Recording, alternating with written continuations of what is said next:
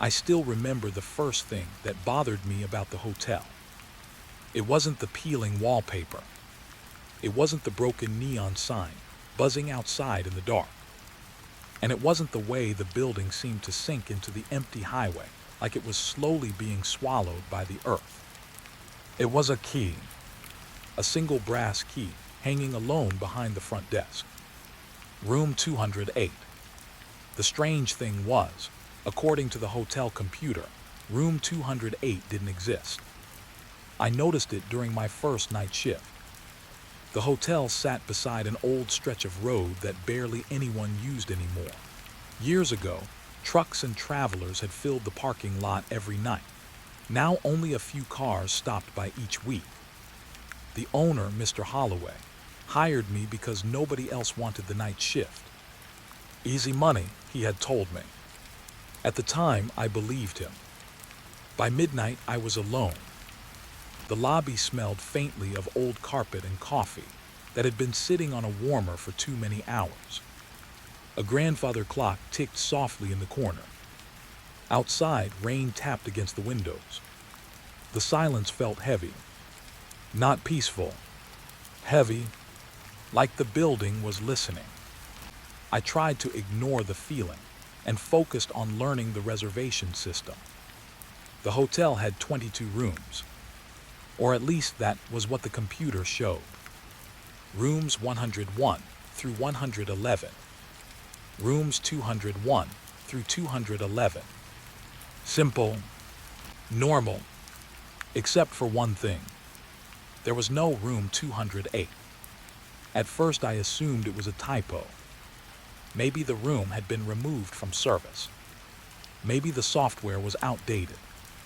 But when I checked the floor map, something felt wrong. The second floor showed room 207, then room 209, then room 210. There was an empty space between them, a blank area, as if someone had erased something. I frowned. That was when I noticed the key rack. Every room key hung neatly in order, all the way up, and right there between 207 and 209 hung a brass key with a faded metal tag. I stared at it for several seconds. The key looked older than the others, darker, more worn, like it had been handled thousands of times. A cold feeling slipped through my stomach. I wasn't sure why. It was only a key, but somehow it felt out of place, like finding a photograph of a stranger in your family album. I reached toward it, then stopped. The phone rang suddenly. The sharp sound nearly made me jump. I answered. Nobody spoke, only static, a soft crackling sound, then a click. The line went dead. I looked around the empty lobby. Rain continued falling outside. The clock continued ticking. Everything seemed normal, but the silence afterward felt different, thicker, as if something had interrupted it. I told myself I was being stupid. It was an old hotel. Old hotels made strange noises. Old buildings always had odd little mysteries. There had to be a simple explanation.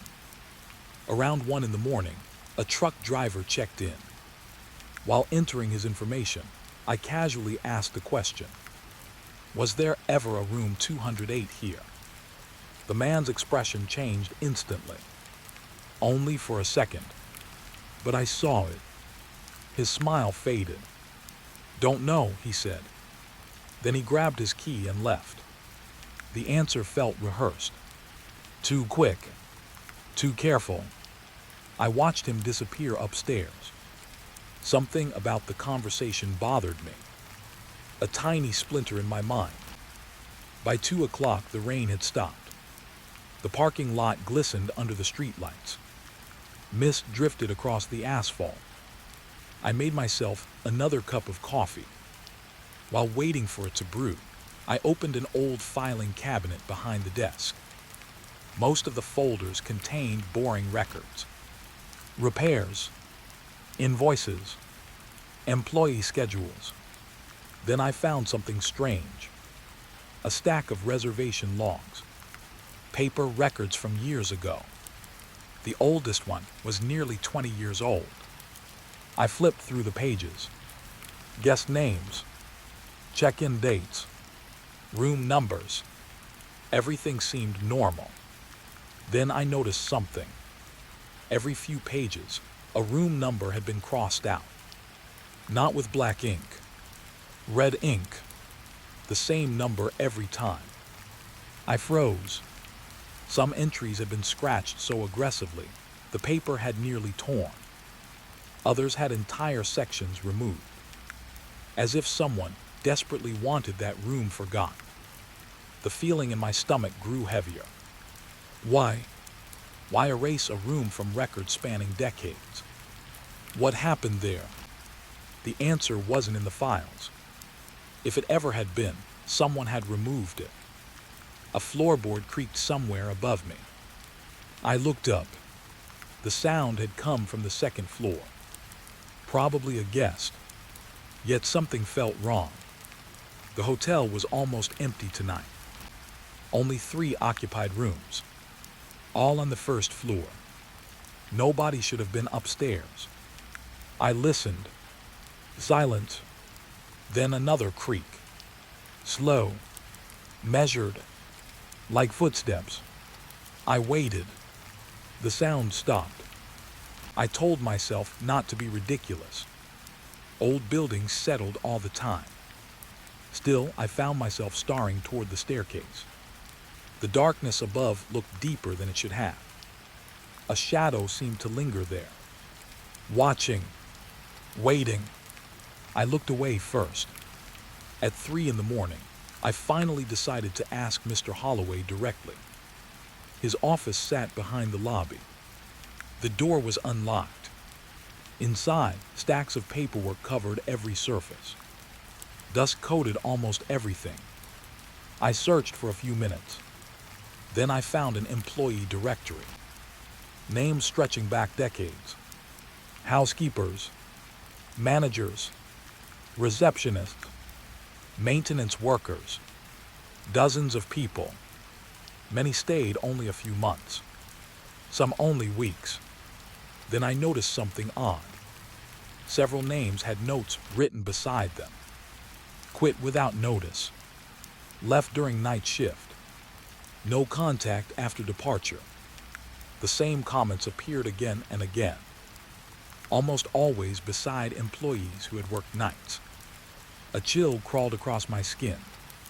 That couldn't be a coincidence. Could it? I kept reading. Near the bottom of one page, a folded note slipped free and landed on the desk. The paper looked old, yellowed with age. I unfolded it carefully. Only one sentence was written inside. Do not assign GUSDS to 208. No signature. No explanation. Nothing else. My mouth felt dry. I read the sentence 3 times.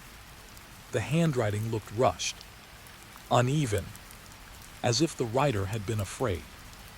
A distant sound echoed through the hotel. Knocking. 3 slow knocks. I lifted my head. The sound came again. Knock, knock, knock. Somewhere upstairs. Every hair on my arm stood up. I waited for another sound.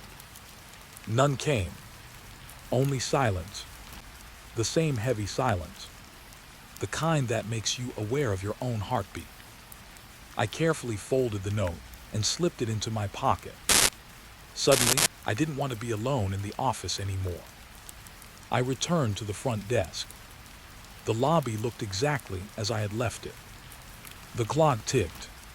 The coffee machine hummed. Everything normal. Except for one thing. The key rack. I stared at it.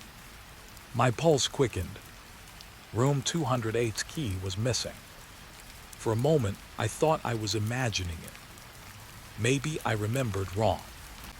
Maybe it had never been there. Then I looked closer. The empty hook swung gently back and forth, moving as if someone had just lifted the key seconds earlier. I looked around the lobby. Nobody. The front doors remained locked. No guests. No footsteps. Nothing. Yet the key was gone. And somehow deep down, I already knew something worse. I had the terrifying feeling that whoever took it hadn't walked in through the front door. And before the night ended, I was going to find out why room 208 had been erased from every record in the hotel. Before I could convince myself that I had imagined it, I walked over to the key rack. The hook for room 208 was still empty. I touched it. It swayed lightly beneath my finger. Someone had taken the key. Recently. My eyes moved around the silent lobby. The front doors were still locked. The security monitor showed an empty parking lot. No guests. No visitors. Nobody had come through reception. Yet the key was gone. For the next hour, I tried to focus on work. I checked reservations, answered a few emails, balanced receipts, anything to keep my mind occupied. But every few minutes, my eyes drifted back to that empty hook. By sunrise, I had almost convinced myself there had to be a normal explanation. Maybe another employee had taken it. Maybe maintenance needed it. Maybe I was creating mysteries where none existed.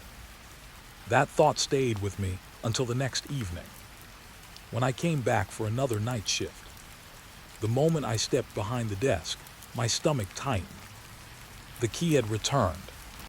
Room 208, hanging exactly where it had been before. Nobody had left a note. Nobody mentioned it. It was simply back, as if it had never disappeared. I picked it up carefully. The brass felt strangely cold. Not cool. Cold, like it had been sitting inside a freezer. I turned it over in my hand. The metal tag was scratched and faded.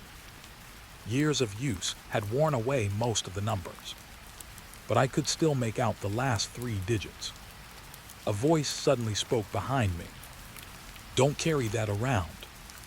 I nearly dropped the key. I turned and saw Martha, the daytime housekeeper. She was probably in her 60s, small and quiet, the kind of person who moved through the hotel almost unnoticed. I forced a laugh. "You scared me." She didn't smile.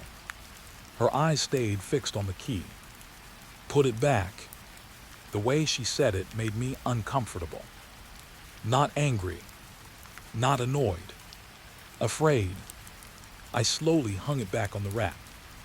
Martha relaxed slightly. For a second, I thought she might explain. Instead, she grabbed her purse. "Have a good night." Then she left. I stood there watching her walk across the parking lot. She never looked back. Around midnight, the hotel settled into silence again. The rain had returned. Soft drops tapped against the windows. The grandfather clock ticked steadily. Everything felt normal.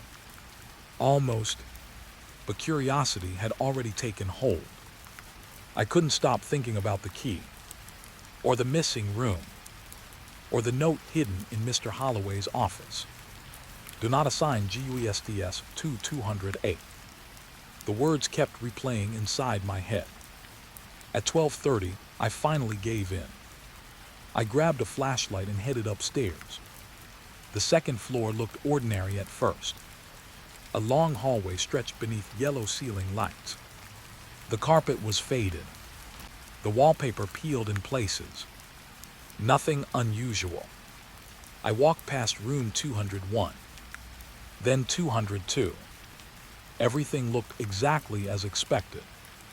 The numbers continued in order. Until they didn't. I slowed near the far end of the corridor. Room 206. Room 207. Then came a section of blank wall. After that, room 209. My pulse quickened. There should have been a door there. There should have been something. Instead, there was only wallpaper. Old wallpaper.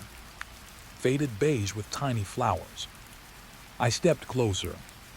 The blank section was wider than the spaces between other rooms, almost exactly the size of a hotel room entrance, as if a door had once existed there, then been removed. A chill brushed across my skin. I looked around. The rest of the hallway felt stuffy and warm. This section felt different. Colder.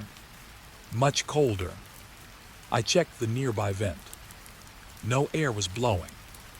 Yet the temperature here felt like stepping into another season. My breath nearly fogged. I stared at the wall, trying to understand what I was seeing. Nothing moved. Nothing happened. But something felt wrong. The same feeling I'd had since finding the key. The strange sense that the hotel was hiding something. A floorboard creaked behind me. I turned quickly. Nobody. The hallway remained empty. Rows of closed doors stretched into silence. I laughed nervously. The sound echoed farther than it should have. Then something interrupted it. Knock. I froze. The sound had come from somewhere nearby. Soft, faint, like someone tapping wood. Knock, knock. 3 gentle taps. I listened carefully. The sound came again. This time I knew exactly where it originated. Inside the wall. My chest tightened. I stepped closer. The knocking stopped. The hallway fell silent. I pressed my ear against the wallpaper. For several seconds, I heard nothing. Then, a faint scraping sound. Slow, dragging, as if something moved behind the wall. I pulled back immediately. My heart hammered. The space behind that wall should have been empty. There was no room there. No hallway. No storage closet. Nothing, at least according to the floor plans. Yet something had made that sound. A burst of static suddenly crackled from the radio clipped to my belt. The noise made me flinch. Then silence returned. I stared at the wall again. The scraping was gone. For a moment, I considered tearing the wallpaper down, just to see what was behind it. The urge felt almost overwhelming. But another sound interrupted me. Footsteps, coming from farther down the hall. I turned. A man stood near the elevator. One of the guests, an older truck driver. He looked exhausted. For a second, relief washed over me. Finally, another person. Something normal. I walked toward him. You hear anything strange up here? The question slipped out before I could stop myself. The man's eyes narrowed. What kind of strange? I glanced back toward the wall. Knocking. His face changed immediately. The color seemed to drain from it. I noticed that same reaction again. The same reaction I'd seen from the guest downstairs. Fear. Real fear. The man looked away. You should stay off this floor. My stomach tightened. What do you mean? He hesitated, then shook his head. Forget it. Before I could ask another question, he stepped into the elevator. The doors closed, and he was gone, leaving me alone again. That should have been enough. Any sensible person would have returned downstairs. But the curiosity had grown too strong. I went back to the blank wall. The cold air felt stronger now. The temperature difference was impossible to ignore. I ran my fingers across the wallpaper. The surface looked old, yet one section felt different. Smoother, almost newer. I followed the scene carefully. My flashlight revealed something hidden beneath years of paint. A straight vertical line. Then another. The shape of a doorway. My pulse thundered. Someone had covered it. Not removed it. Covered it. A door still existed beneath the wallpaper. I stepped back slowly. The realization felt worse somehow, because it meant somebody had intentionally hidden it. Who? And why? A sudden metallic clang echoed from somewhere beyond the wall. I jumped. The sound wasn't loud, just distant, like a pipe being struck far away. Then came something else, a sound so faint I almost missed it. Breathing. Slow. Steady. Human.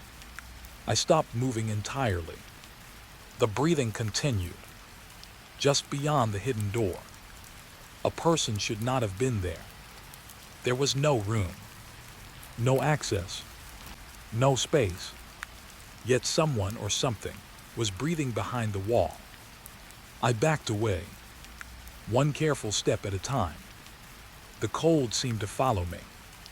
Not physically, emotionally, like a tension, like something hidden behind that wall had become aware of me. By the time I reached the staircase, my hands were shaking. I hurried downstairs, back to the lobby, back to the lights, back to places that made sense. For nearly an hour, nothing happened. The silence returned. The clock ticked. The coffee machine hummed. Normal sounds. Comforting sounds. Eventually, my breathing slowed. Maybe there was a maintenance space behind the wall. Maybe old pipes caused the noises. Maybe I was letting the hotel stories get inside my head. Then the security monitor flickered. Only for a second. A brief flash of static. I looked up. The camera pointed toward the second-floor hallway. The image stabilized. And there, for a fraction of a second before the screen cleared completely, I saw something that made my blood run cold. A figure standing exactly where the hidden doorway should have been. Watching the camera. Watching me. And when I leaned closer to get a better look, the image vanished, leaving behind only an empty hallway. And a question that would keep me awake for the rest of the night. If room 208 wasn't supposed to exist, who was standing in front of its door? The image disappeared so fast, I almost convinced myself it had never been there. I sat frozen behind the front desk, staring at the security monitor. The hallway on the screen looked empty, completely normal. No figure, no movement, just the faded carpet and yellow lights of the second floor. Yet my heart wouldn't slow down, because I knew what I had seen. Someone had been standing there, right where the hidden doorway should have been, watching. The worst part wasn't the figure itself. It was the feeling that it hadn't been surprised to see me. It had looked like it expected me, like it had been waiting. The rest of the shift dragged by painfully. Every creak made me glance toward the staircase. Every flicker of the monitor pulled my attention away from whatever I was doing. But nothing else happened. No knocking. No strange sounds. No figures. Only silence. By sunrise, I felt exhausted. When Martha arrived for her morning shift, I was already waiting. The moment she entered the lobby, I stood up. "I need to ask you something." She looked tired, more tired than usual. The dark circles beneath her eyes seemed deeper. "What is it?" I hesitated, then decided to be direct. "What do you know about room 208? The effect was immediate. She stopped walking. For a moment, she simply stared at me. Not angry, not surprised, almost disappointed. like she had hoped I wouldn't ask. The silence stretched between us. Finally, she sighed. "You went upstairs." It wasn't a question. I nodded. Martha closed her eyes briefly. The expression on her face reminded me of someone hearing bad news they already expected. "You shouldn't have done that." I heard knocking. Her shoulders tensed. "I know." The answer sent a chill through me. Not because of what she said, because of how quickly she said it. Like she'd heard it before. Many times. I glanced around the empty lobby. "What's behind that wall?" She looked toward the second floor staircase, then back at me. For several seconds, she seemed to be debating whether to answer. Finally, she leaned closer. Her voice dropped to almost a whisper. "Whatever you do." She paused. The hesitation felt genuine, like even speaking about it made her uncomfortable. "Never clean near that hallway after midnight." I frowned. "Why?" Martha looked away. The color slowly drained from her face. "I can't explain it." "You can." "No." The word came out sharper than I expected. She lowered her voice again. "Some things sound ridiculous when you say them out loud." I waited. Part of me expected her to laugh and admit the whole thing was an old hotel legend. Instead, she looked genuinely frightened. That scared me more than any ghost story could. "Martha." She shook her head. "No." The conversation was over. At least for her. She grabbed her cleaning cart and disappeared down a side hallway, leaving me standing alone, with more questions than answers. That night I arrived early. The weather had changed. Heavy clouds covered the sky. The air felt damp and cold. The hotel looked darker than usual, almost abandoned. As I walked inside, I noticed Martha wasn't there. A younger housekeeper named Dana was vacuuming the lobby. I looked around. "Where's Martha?" Dana shrugged. "Not sure." That answer bothered me. Martha never missed work. Not once. Around 11 that night, I found myself thinking about her warning. Never clean near that hallway after midnight. The words kept circling in my head. What had happened up there? Why did the staff avoid talking about it? And why did every person who knew something seem terrified? Shortly before midnight, the phone rang. The sound echoed through the empty lobby. I answered immediately. "Front desk." For several seconds, nobody spoke. Then came a familiar sound. Static. The same crackling noise from my first night. I felt my stomach tighten. The line remained silent. Then a voice whispered something, so quietly I almost missed it. A woman's voice. Weak. Distant. Don't go. The call disconnected. I stared at the receiver. My hands suddenly felt cold. The words had been clear. Don't go. But where? Upstairs. Near the hidden room. Before I could think about it further, a guest approached the desk asking for extra towels. The interruption felt strangely comforting. Normal conversation. Normal problems. For a few minutes, everything seemed ordinary again. The feeling didn't last. At exactly 12 o'clock, the lights flickered. Only once, but every bulb in the lobby dimmed together. The grandfather clock stopped ticking. Silence swallowed the room. Then, after a few seconds, everything returned to normal. The clock resumed. The lights steadied. Yet something felt different. The atmosphere had changed, as if midnight had triggered something. I looked at the security monitor. The second-floor hallway camera had gone dark. A black screen filled that section of the display. I checked the other cameras, all working. Only that one had failed. My pulse quickened. Without fully deciding to, I found myself heading toward the staircase. The flashlight felt heavy in my hand. Each step creaked beneath my feet. The second floor seemed quieter than before, almost unnaturally quiet. The air grew colder as I approached the hidden doorway. I already expected that. What I didn't expect was what I found waiting there. A cleaning cart. Martha's cleaning cart, standing alone in the hallway. My footsteps slowed. The cart shouldn't have been there. Her shift ended hours ago. I approached carefully. A bucket hung from the side. Cleaning supplies sat neatly arranged on the shelves. Everything looked normal, except for one thing. The cart was covered in dust. Thick dust, as though it had been sitting untouched for years. I ran a finger across the handle. The dust smeared easily. My heartbeat quickened. That wasn't possible. The cart had been used yesterday. Hadn't it?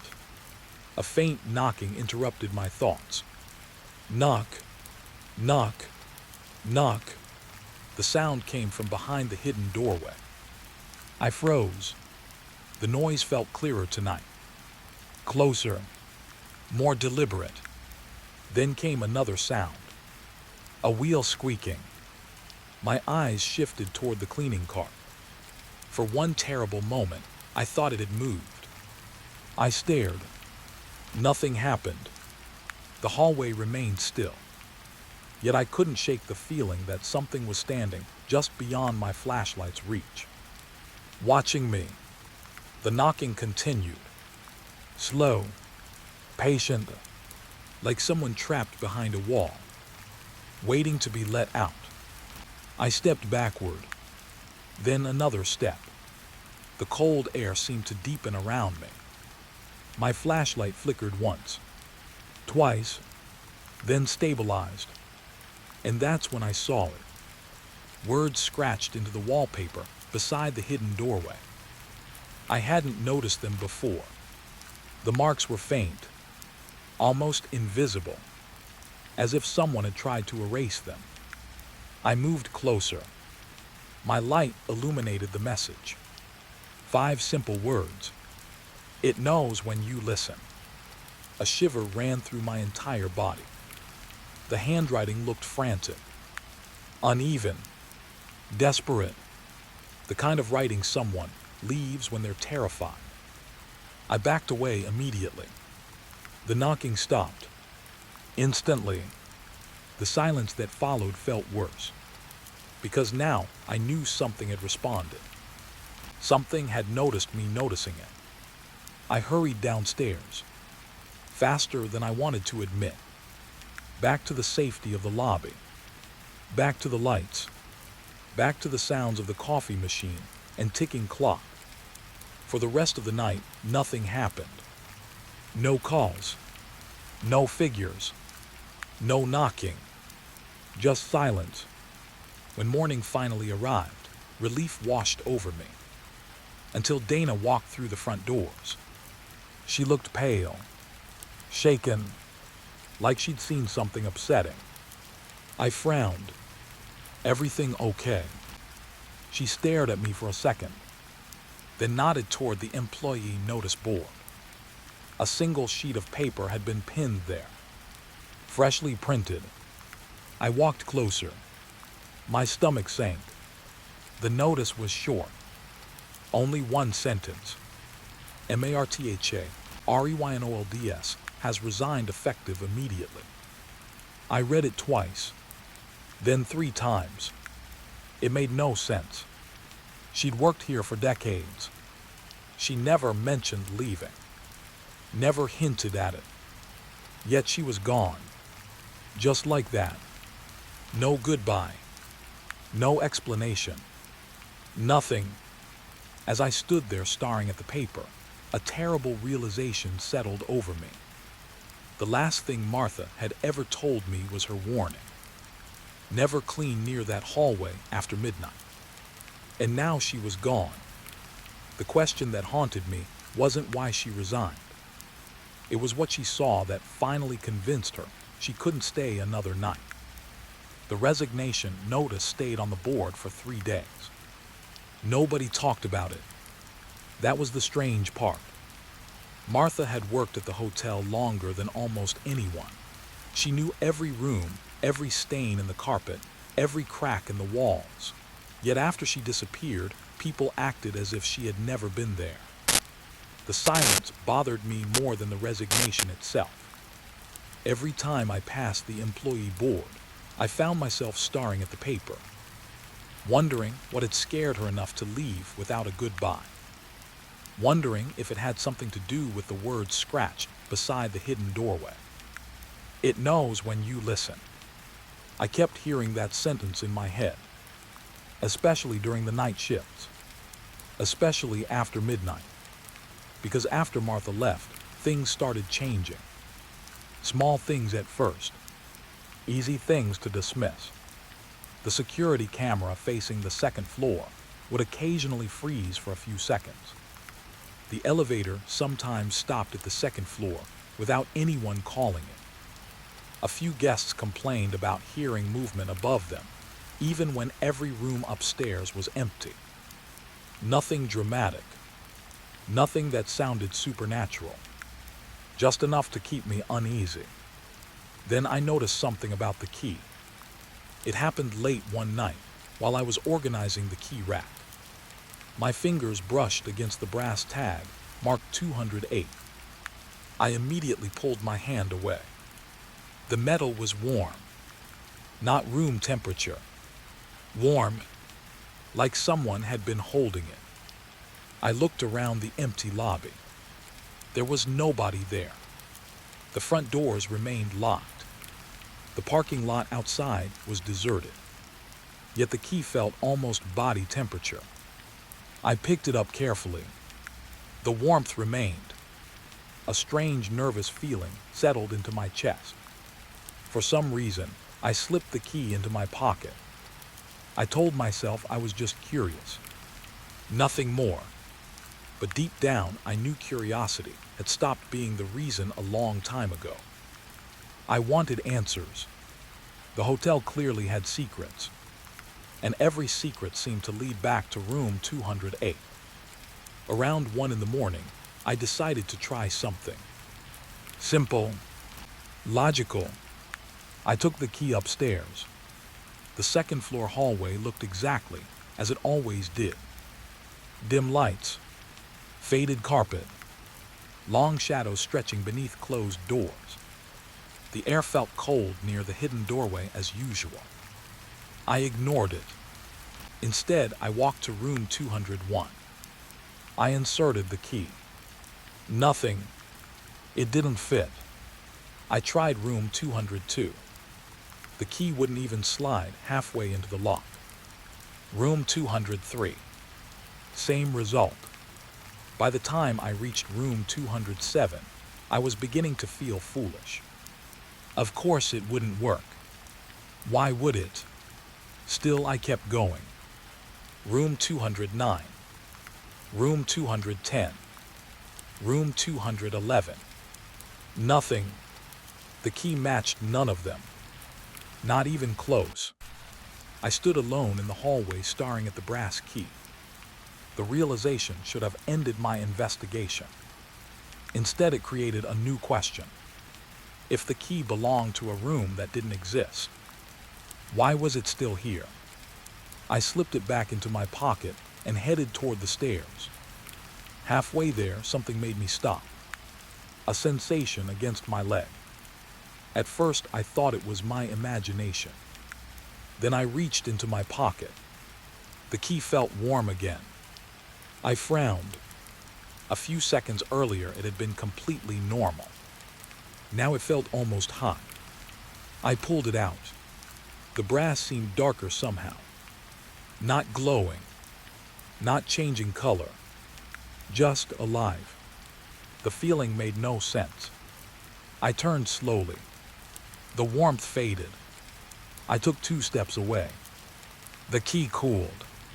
I stopped moving, then walked back toward the hidden doorway. The key immediately grew warmer. My pulse quickened. I tested it again, away from the wall. Cool, toward the wall. Warm, away.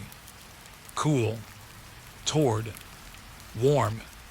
A knot formed in my stomach. The key wasn't randomly heating up. It was reacting to something, specifically that section of hallway. I stared at the wallpaper covering the hidden doorway. The scratched message remained faintly visible under my flashlight. It knows when you listen. I suddenly wondered something. What if the key wasn't for a room anymore? What if it was for the wall itself? The idea sounded ridiculous, yet I couldn't shake it. I stepped closer. The brass became noticeably hotter. Not enough to burn, enough to make me uncomfortable. My grip tightened. The air around me felt colder with every step. A strange contradiction. Cold hallway, warm key, as though two different temperatures were colliding. Then something unexpected happened. The knocking returned. Knock, knock, knock, soft, patient, directly behind the hidden doorway. I froze. The key seemed to pulse in my hand. Not physically, but that's how it felt. Almost like a heartbeat. The knocking stopped. Silence settled over the corridor. Then another sound emerged. A faint metallic click. My eyes widened. The noise came from inside the wall. Like a lock turning. Slowly, carefully, I backed away immediately. The key cooled at once. The clicking stopped. The silence returned. For several moments, I simply stood there breathing, trying to make sense of what had happened. Eventually, I returned downstairs. I told myself I needed rest, distance, perspective, yet the key remained in my pocket. And somehow that felt like a mistake. The following evening brought another surprise. Mr. Holloway finally returned. I hadn't seen the owner in nearly a week. When he entered the lobby, he looked exhausted. His face seemed older than before. His shoulders slumped beneath his coat. For a while, we talked about normal things. Bookings, maintenance, business. Then I decided to take a chance. I placed the room 208 key on the desk. The effect was immediate. Mr. Holloway stopped speaking. His eyes locked onto the brass tag. A silence stretched between us. You should put that back. His voice sounded different. Lower. More serious. I didn't move. Why? His jaw tightened. Because it doesn't belong to you. The answer annoyed me. Then who does it belong to? For several seconds he said nothing. The lobby felt strangely quiet. Even the grandfather clock seemed softer. Finally, he looked toward the staircase. Not at me.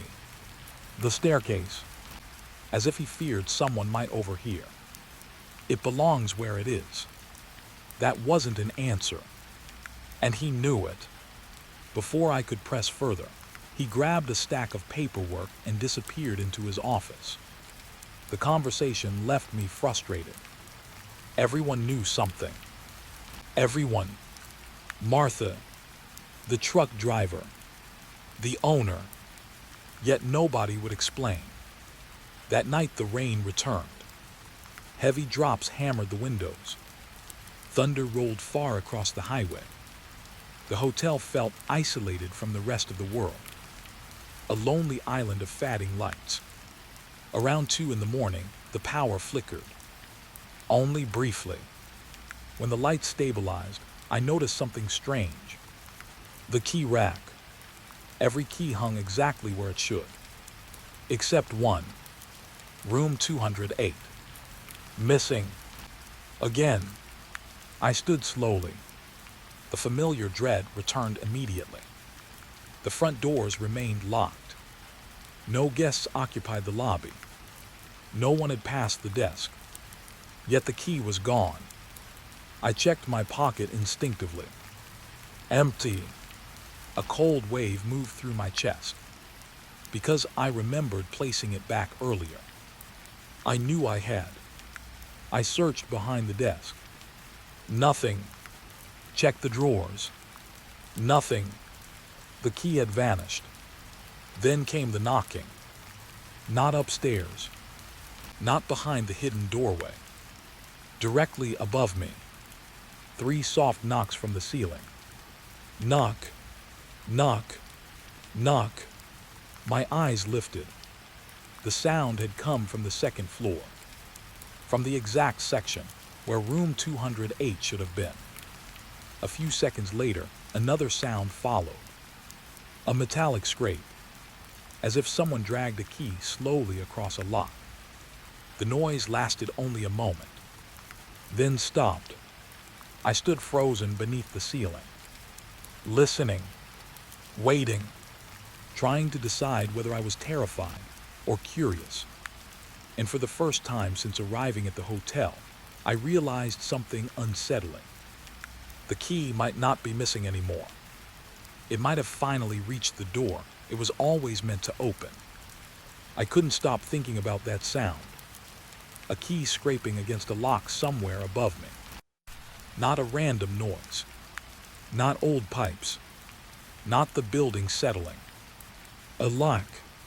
And if there was a lock, then there was a door. The thought stayed with me for the next 2 nights. I barely slept. Every time I closed my eyes, I pictured the hidden space behind that wall. The place that shouldn't exist. The place everyone avoided talking about. The place Martha had warned me about before disappearing from the hotel forever. By the 3rd night, curiosity had become stronger than fear. That scared me, because I knew it wasn't normal anymore. The hotel was getting inside my head. Around 1:40 in the morning, the lobby was empty. Rain drifted softly across the parking lot. A truck sat alone beneath a flickering light near the road. The grandfather clock ticked steadily. Everything seemed ordinary. Then the phone rang. The sound echoed through the quiet building. I picked it up immediately. Front desk. Nothing. Only static. The familiar crackling sound. My stomach tightened. For several seconds I listened. Then a voice emerged. Soft. Weak. Like someone speaking through a long tunnel. He's waiting. I froze. The voice sounded female. Not Martha. Not anyone I recognized. Before I could respond, the line went dead. I stared at the receiver. My pulse had started to race. He's waiting. The words lingered in my mind. Who? And where? Deep down, I already knew the answer. I looked toward the staircase. The second floor seemed darker tonight, as if the shadows had thickened, as if something up there had become more real. At exactly 2 o'clock, the lights flickered. Once, twice, then stabilized. The grandfather clock stopped. Not slowed. Stopped. Its hands remained frozen. 2:00 a.m. The silence that followed felt unnatural, almost painful. I stood slowly. Something had changed. I could feel it. The air itself seemed different, heavier, expectant. Without fully deciding to, I reached for my flashlight. Then I headed upstairs. Each step creaked beneath my weight. The sounds echoed farther than they should have. The second floor hallway waited at the top. Empty, silent, cold. I immediately noticed something strange. The temperature had dropped dramatically. My breath appeared in front of me. thin clouds drifting through the beam of my flashlight. That had never happened before. The cold seemed concentrated near the hidden doorway, like all the warmth had been pulled from that section of the building.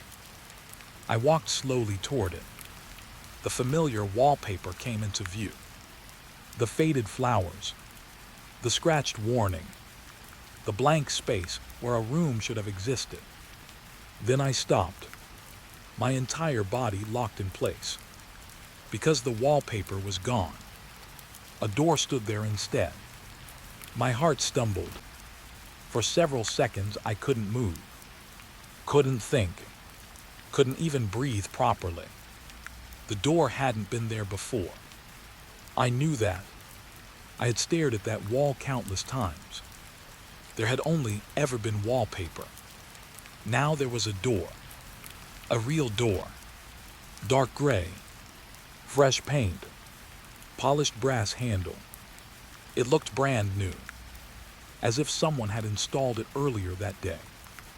Yet something felt wrong. Very wrong. I approached carefully. The closer I got, the stranger it became. The paint looked fresh, but the smell didn't. An odor drifted from the wood. Ancient, dusty, like opening a trunk sealed inside an attic for 50 years. The smell carried something else too. Moisture, rot, time. I reached out slowly. My fingers touched the surface. The wood felt warm, not room temperature, warm like skin. I immediately pulled my hand away. A shiver moved through me. Every instinct told me to leave, to walk downstairs, to quit this job, to get in my car and never come back. But I couldn't, because after weeks of questions, I finally had something real, something impossible, a door where no door should exist. I looked at the brass handle, then at the key rack in my mind. Room 208. The missing key. The hidden records. The warnings. The erased room. Everything pointed here. A soft sound interrupted my thoughts. Breathing. I froze. The sound came from the other side of the door. Slow, steady, human. The hallway suddenly felt much smaller. The breathing continued. Inhale, exhale, inhale, exhale. Whoever or whatever was behind the door wasn't hiding. It wanted to be heard. The realization sent a cold wave through my chest. I backed away slightly. The breathing stopped. Instantly, silence filled the hallway. Then something even worse happened. A voice spoke from behind the door.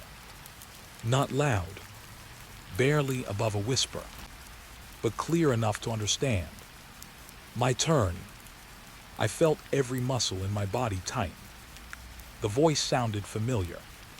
Not completely, just enough to bother me, like hearing someone you haven't seen in years. I stared at the door, waiting for another sound. Nothing came, only silence. My flashlight trembled slightly in my hand. For a moment, I considered running. Instead, I pulled out the master key ring. Not the missing room 208 key. That key had vanished days ago, but every other key in the hotel remained. I tried one. Nothing. Another. Nothing. The lock accepted none of them. The door didn't belong to the hotel. At least not anymore.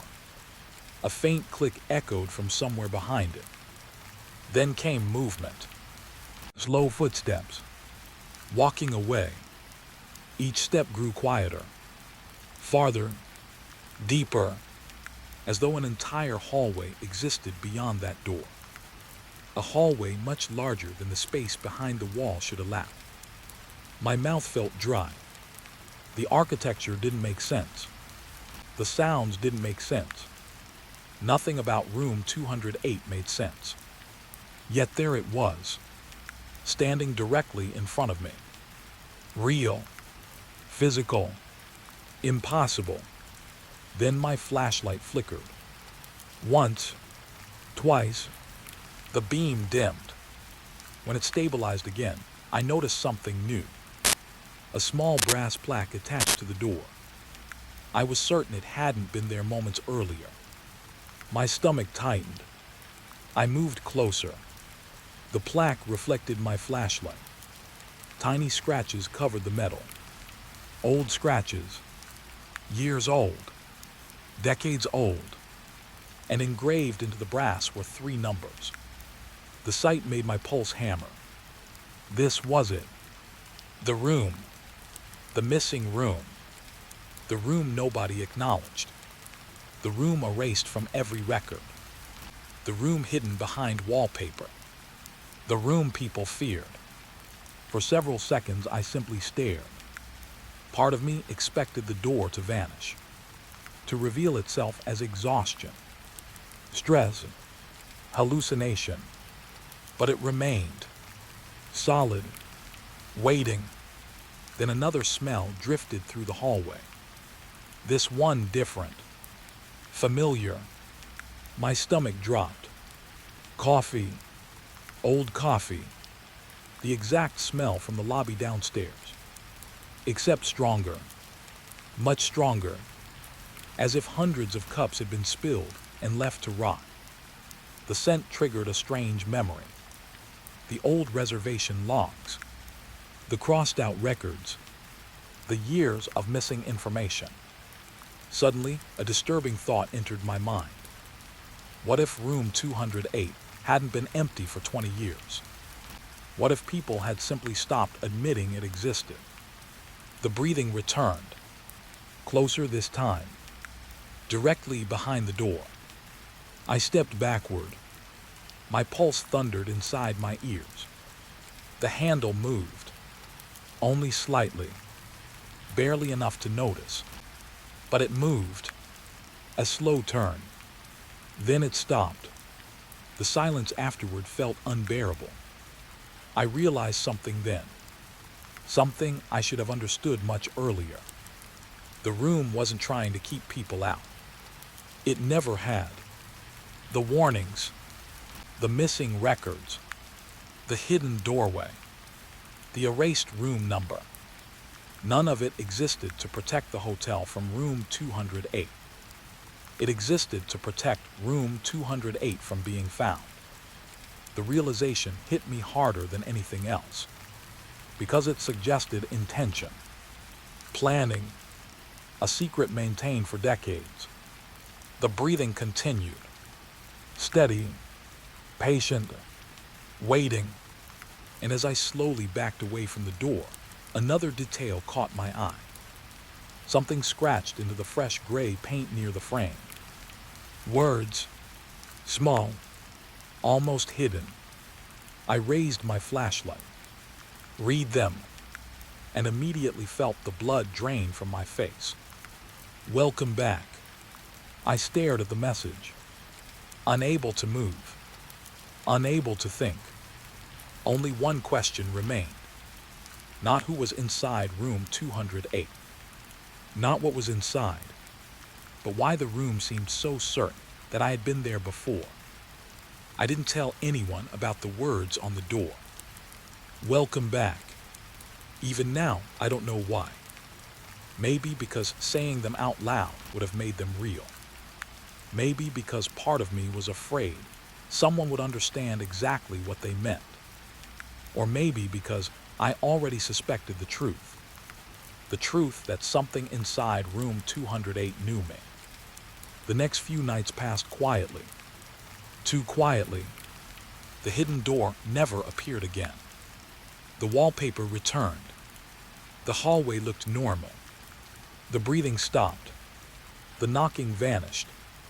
It was as if the room had shown itself on purpose, and then disappeared before I could learn anything. That should have made me feel better. Instead, it made me nervous, because now I knew the room wasn't trapped behind the wall. It chose when to appear. and that meant it was still there. Watching, waiting. Around midnight on my fifth night after seeing the door, a thick fog rolled in from the highway. By 1 in the morning, I could barely see the parking lot through the lobby windows. The world outside looked erased. Only the glow of distant streetlights floated inside the mist. The hotel felt isolated, cut off from everything else. I sat behind the front desk, reviewing reservation records, mostly to distract myself. The old files had become an obsession. Every missing document, every crossed-out room number, every unexplained resignation. I kept hoping I'd find something useful, something that explained room 208. Instead, I found another mystery. Several guest records from 20 years ago were incomplete. Names missing, addresses missing, entire sections blank. But one thing remained consistent. Every damaged file ended abruptly after mentioning room 208, as if someone had deliberately removed the rest. The discovery sent a chill through me. I was staring at one of those files when the grandfather clock suddenly stopped. The ticking ended mid-beat. The silence felt immediate, heavy. I slowly looked up. The clock hands rested on a time I hadn't seen before. 2:13 a.m. My stomach tightened. For some reason, that number felt important. I couldn't explain why. The hotel itself seemed to react. The lights dimmed slightly. The air felt colder. Then came a sound from outside. Crunch. A footstep. I looked toward the front doors. Another step followed. Then another. Someone was crossing the gravel parking lot. At 2:13 in the morning. In weather nobody should have been driving through. A dark shape slowly emerged from the fog. A man. He walked with an unusual calmness. Not rushed. Not tired. Almost deliberate. His dark coat hung straight despite the wind. His head remained lowered, as if he already knew where he was going. The automatic doors opened. The man stepped inside. Immediately, something felt wrong. Not supernatural. Not obvious. Just wrong. Like seeing a photograph where one small detail doesn't belong. The man stopped at the counter. Water dripped from his coat. His hands rested quietly at his sides. He looked to be in his late 50s. Maybe older. Pale skin. Gray hair. Thin face. The kind of face you forget seconds after seeing it.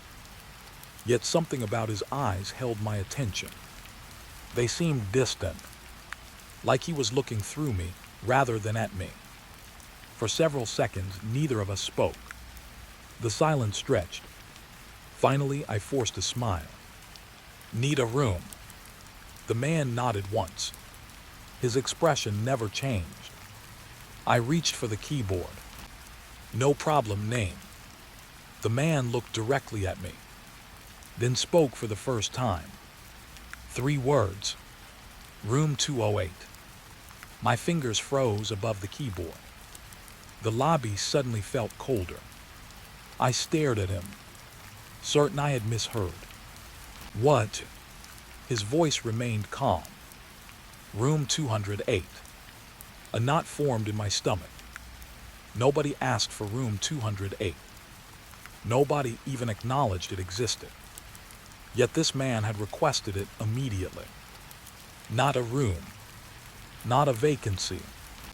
That specific room. The room. I forced a nervous laugh. We don't have a room 208. The man remained silent. His eyes never left mine. Then he said something that made my blood run cold. You used to. The words settled heavily between us. I glanced toward the hallway leading to Mr. Holloway's office. The owner wasn't there tonight. I was alone. completely alone. For the first time in weeks, I wished someone else was in the building.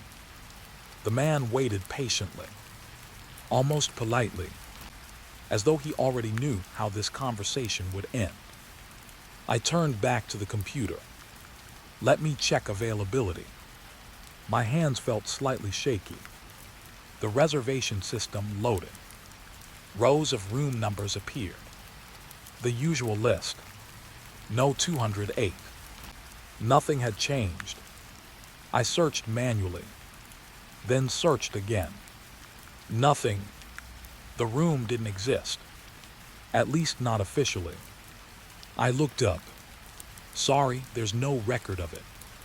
The man's expression didn't change. Not even slightly. For a moment, I thought he might leave. Instead, he reached into his coat pocket, then placed something on the counter.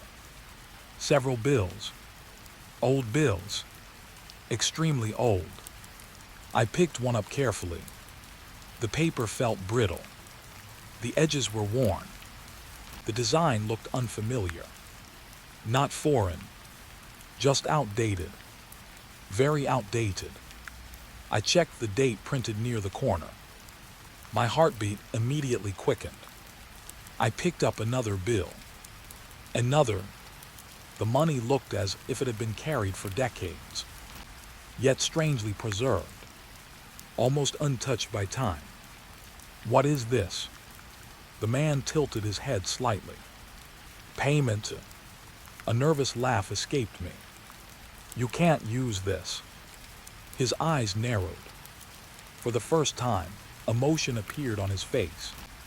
Confusion. Not anger. Not frustration. Confusion. As if he genuinely didn't understand.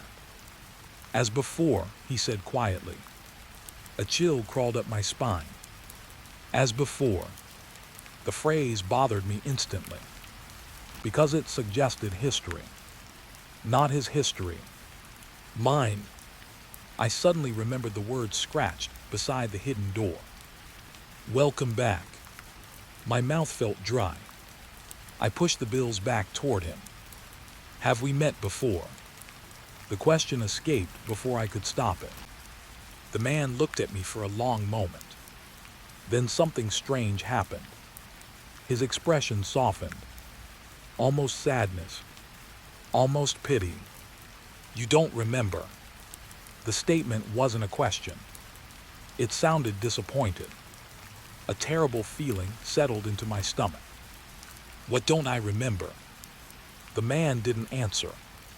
Instead, he looked toward the staircase, toward the second floor, toward the place where room 208 should have been. Then he smiled. Not a threatening smile. Not an evil one. A sad smile. The kind someone gives when they know something you don't. You will. The words barely rose above a whisper. Before I could respond, the lobby lights flickered. Only once. When they stabilized, the man was still standing there. But something had changed. The temperature. The air had become colder. Much colder. I could see my breath. The grandfather clock remained frozen at 2:13. Neither of us spoke. Then the computer behind the desk made a soft chime. I looked down automatically. A new reservation had appeared. My heart nearly stopped. The room number displayed on the screen wasn't 201, or 209, or any existing room. It was 208. For several seconds, I couldn't move, couldn't breathe, couldn't think. The room had appeared inside the system. Just like that. No explanation. No warning. Only a blinking reservation window waiting to be completed. I slowly looked back up. The man was gone. The lobby stood empty. The front doors remained closed. No footsteps. No sound. Nothing. Only the old bills still resting on the counter. And on top of them, sat something that hadn't been there before. A brass room key. The faded tag hanging from it showed 3 familiar numbers. I stared at the key, then at the empty doorway, then back at the reservation screen. One unanswered question echoed through my mind. If the man had checked into room 208, where had he gone? For almost 10 seconds, I couldn't move. The lobby stood completely empty. The man was gone. 1 second, he had been standing in front of me. The next, there was nothing. No sound of footsteps. No opening doors. No movement on the security monitors. Just silence. And the brass key resting on top of those old bills. I remember looking at the front entrance first. The doors were still closed. The fog outside remained untouched. No footprints. No shadow walking away. Nothing.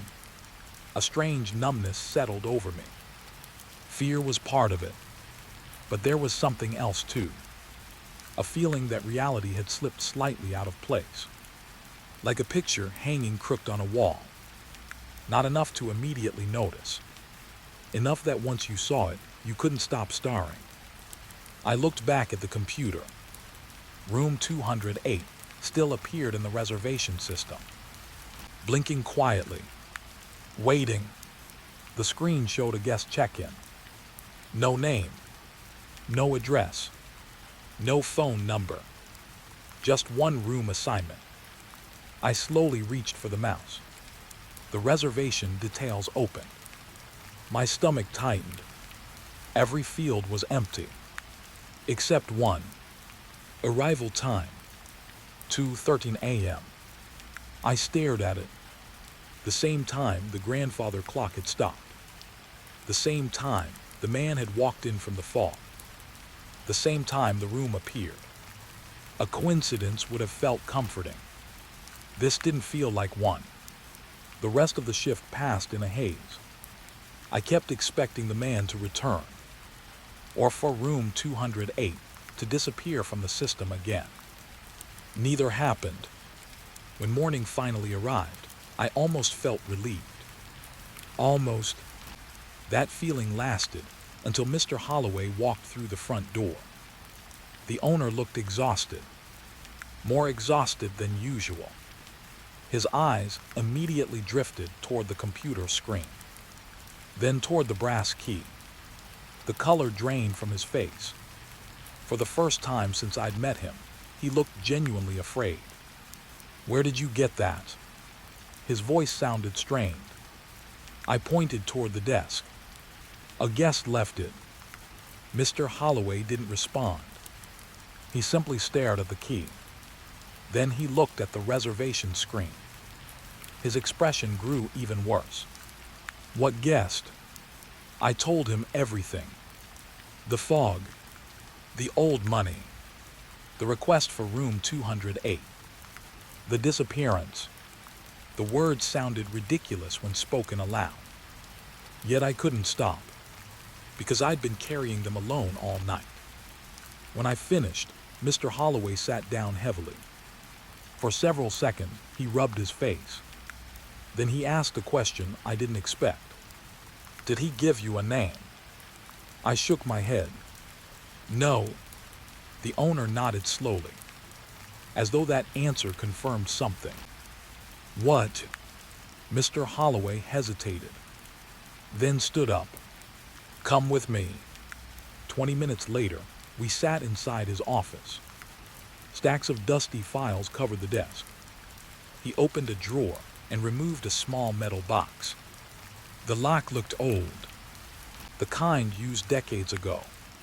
From inside, he pulled several photographs.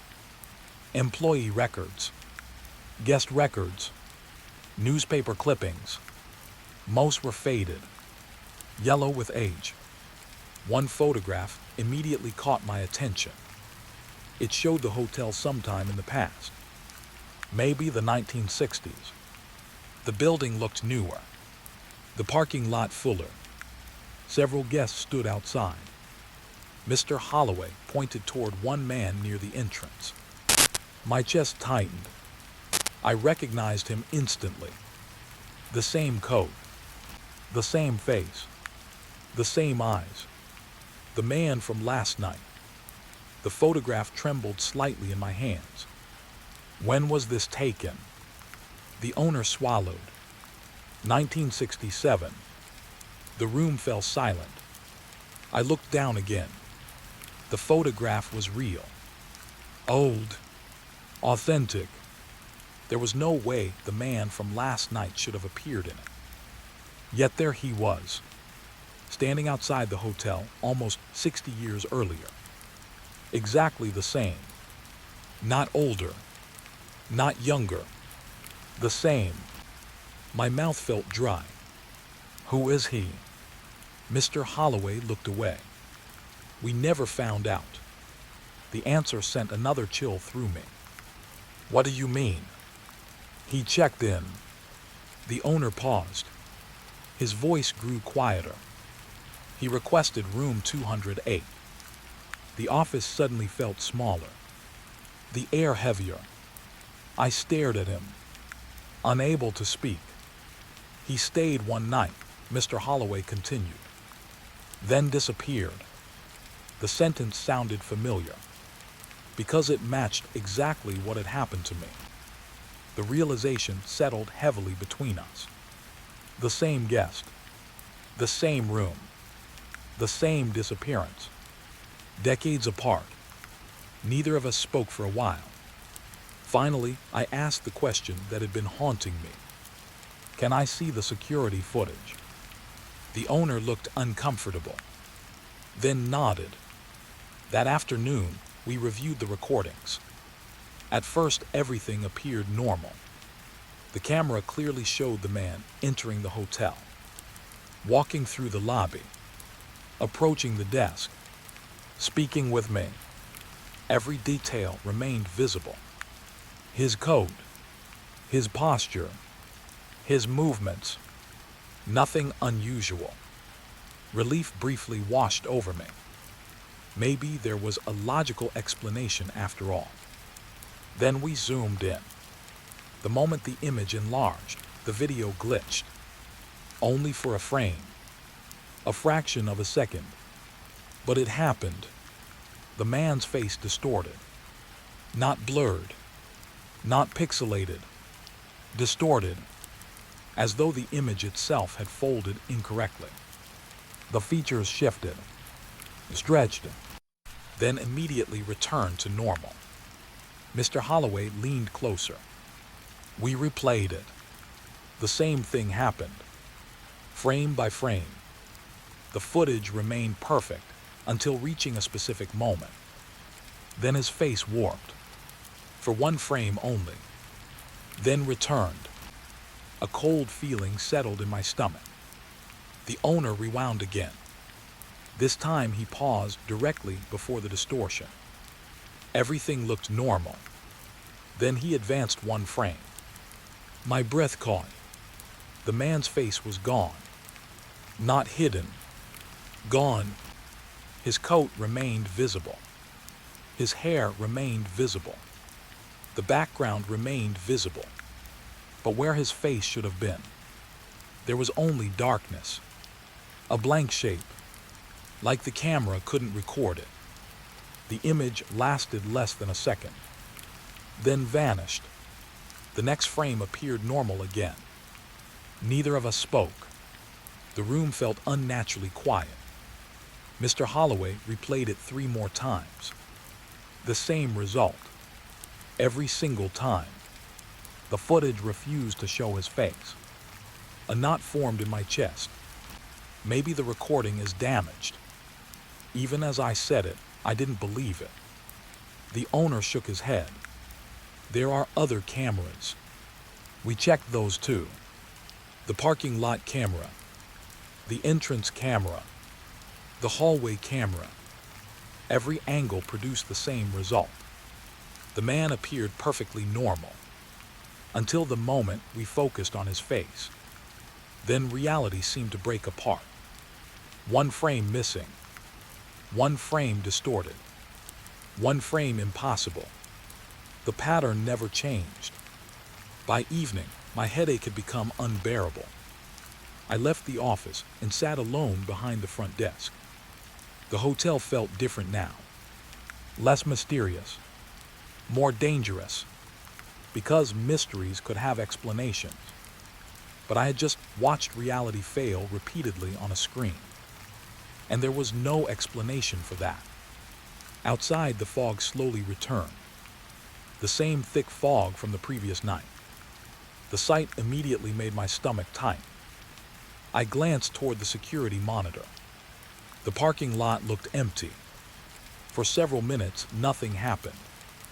Then movement appeared, far beyond the edge of the property. Near the highway, a figure stood inside the fog, motionless, watching the hotel. My pulse quickened. I leaned closer. The image looked grainy, distant, but familiar, very familiar. The same coat, the same posture, the same man. He stood there for almost 30 seconds, then slowly turned and walked back into the fog, disappearing completely, as though he had never been there. The moment he vanished, another notification appeared on the computer. A new reservation. My heart immediately sank, because the system listed no guest name, no payment information, no contact details, only a room assignment, room 208. And when I opened the reservation record, I discovered something that frightened me far more than the man in the fog. The arrival time wasn't today's date. It wasn't yesterday's date. It wasn't even this year. The reservation had been created in 1967, and somehow, according to the system, the guest still hadn't checked out. I couldn't stop staring at the date. The reservation record remained open on the screen. The guest had supposedly checked into room 208 nearly 60 years ago. And according to the system, he was still there, still occupying the room, still listed as an active guest. The longer I looked at it, the more wrong it felt. Not impossible. Wrong, like the hotel itself believed the reservation was normal, like nobody had ever checked out. I printed the record. The printer hummed quietly behind the desk. When the paper emerged, I grabbed it immediately. The date was still there. Not a computer glitch. Not a display error. Actual ink on actual paper. I folded the page and slipped it into my pocket. For some reason, I didn't want anyone else finding it, especially Mr. Holloway, because the owner already seemed scared enough. And the more frightened he became, the more I suspected he knew exactly what room 208 was. He just refused to say it. The next night arrived cold and rainy. The hotel felt emptier than usual. Only 6 rooms were occupied. The lobby lights reflected off the wet parking lot outside. Everything seemed still, almost peaceful. Yet I couldn't shake the feeling that something was building. The kind of feeling people get before a storm. A pressure in the air. A sense that events had already started moving, even if you couldn't see them yet. Around midnight, I noticed something strange. The elevator. The hotel only had 3 floors. Nothing complicated. The elevator panel displayed simple numbers. 1, 2, 3. That's it. Yet throughout the night, I kept hearing it move. The soft mechanical hum. The distant sliding of doors. The familiar sounds carried through the quiet building. At first, I assumed guests were using it. Then I checked the monitor. Nobody was. The elevator traveled anyway. Up and down, up again, stopping occasionally on the 2nd floor. Then continuing. I watched for almost 20 minutes. No passengers. No visible reason. The elevator simply moved by itself. The sight unsettled me. But after everything else I'd experienced, it barely made the list of strange things happening inside the hotel. At around 1:30 a.m., I decided to investigate. The elevator stood waiting in the lobby. Its metal doors reflected the overhead lights. Everything looked normal. I stepped inside. The interior smelled faintly of old carpet and cleaning supplies. Nothing unusual. I pressed the button for the second floor. The doors closed. The elevator began to rise. A soft vibration moved through the floor beneath my feet. The numbers illuminated one by one. Then two. The elevator stopped. The doors opened. The familiar hallway waited outside. Empty. Silent. Cold. I almost stepped out. Then something caught my attention. The button panel. A tiny flicker. One brief flash. Below the number 2. Above the number 3. A small light blinked for half a second. Then disappeared. I frowned. There wasn't supposed to be anything there. I leaned closer. The panel looked normal again. Just one. Nothing else. The moment felt so brief, I almost convinced myself I'd imagined it. Still, the image stayed with me. A light between floors. A place that shouldn't exist. I returned downstairs. The elevator continued its strange behavior throughout the night. Sometimes it remained still for hours. Other times it moved repeatedly without explanation, always stopping for a few seconds longer than necessary somewhere above the second floor. The pattern became impossible to ignore.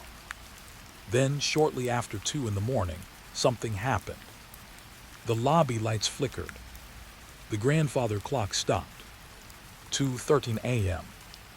Again. That cursed time. The same time the guest had arrived. The same time room 208 appeared. The same time every strange event seemed to begin. My pulse quickened. The elevator doors suddenly slid open by themselves. No one stood inside. Yet the interior lights glowed brighter than usual. Almost inviting. A cold feeling settled into my stomach. I should have stayed behind the desk. I knew that. Instead, I stepped inside. The doors closed immediately. Before I could press a button, the elevator began moving. Upward. On its own. The motion felt smooth at first. Then slower. The cables groaned overhead. The numbers lit one by one. Then, nothing. The elevator didn't continue to 3. It stopped. The vibration ceased. Silence filled the small space. I looked at the panel. My stomach tightened. A small illuminated symbol glowed between 2 and 3. Not a number, just a faint mark, barely visible, yet undeniably there. The doors remained closed. For several seconds, nothing happened. Then they slowly slid apart. A cold wave swept into the elevator. I froze, because there was no floor listed here. No hallway should have existed. Yet one did. Dim yellow light stretched across a narrow corridor beyond the elevator. The sight felt unreal, like looking into a dream. The hallway seemed longer than the building should allow. The walls were covered in faded wallpaper. Old wallpaper, much older than anything currently inside the hotel. Dust floated through the air. The light bulbs glowed weakly overhead. Everything looked abandoned, yet not empty.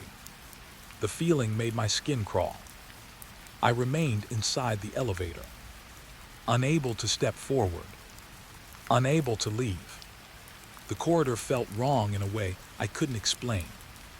Not dangerous, familiar.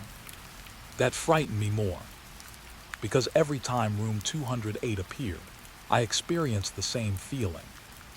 Recognition, as though some forgotten part of my mind already knew this place. A faint sound drifted from deep inside the hallway. Footsteps. Slow. Distant. Approaching.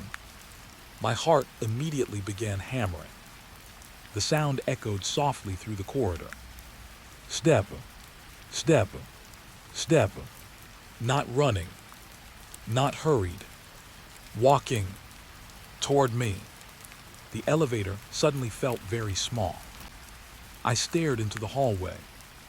The footsteps continued, growing louder, closer. Something moved briefly at the far end. A shadow crossing between pools of yellow light. Gone almost instantly, yet enough to confirm I wasn't alone. Every instinct screamed at me to hit the close door button. Instead, I stood frozen, watching, waiting. The footsteps stopped. The silence that followed felt enormous. I couldn't see anyone, yet I knew someone stood somewhere beyond my vision, watching the elevator, watching me. Then I noticed something hanging on the wall nearest the elevator. A framed photograph. Curiosity briefly overpowered fear. I stepped halfway into the hallway, close enough to see it clearly. My breath caught. The photograph showed the hotel lobby, but not the modern lobby. An older version. The same building decades earlier. The furniture was different. The wallpaper different. Even the front desk looked smaller. Several employees stood smiling for the camera. One face immediately caught my attention. Martha.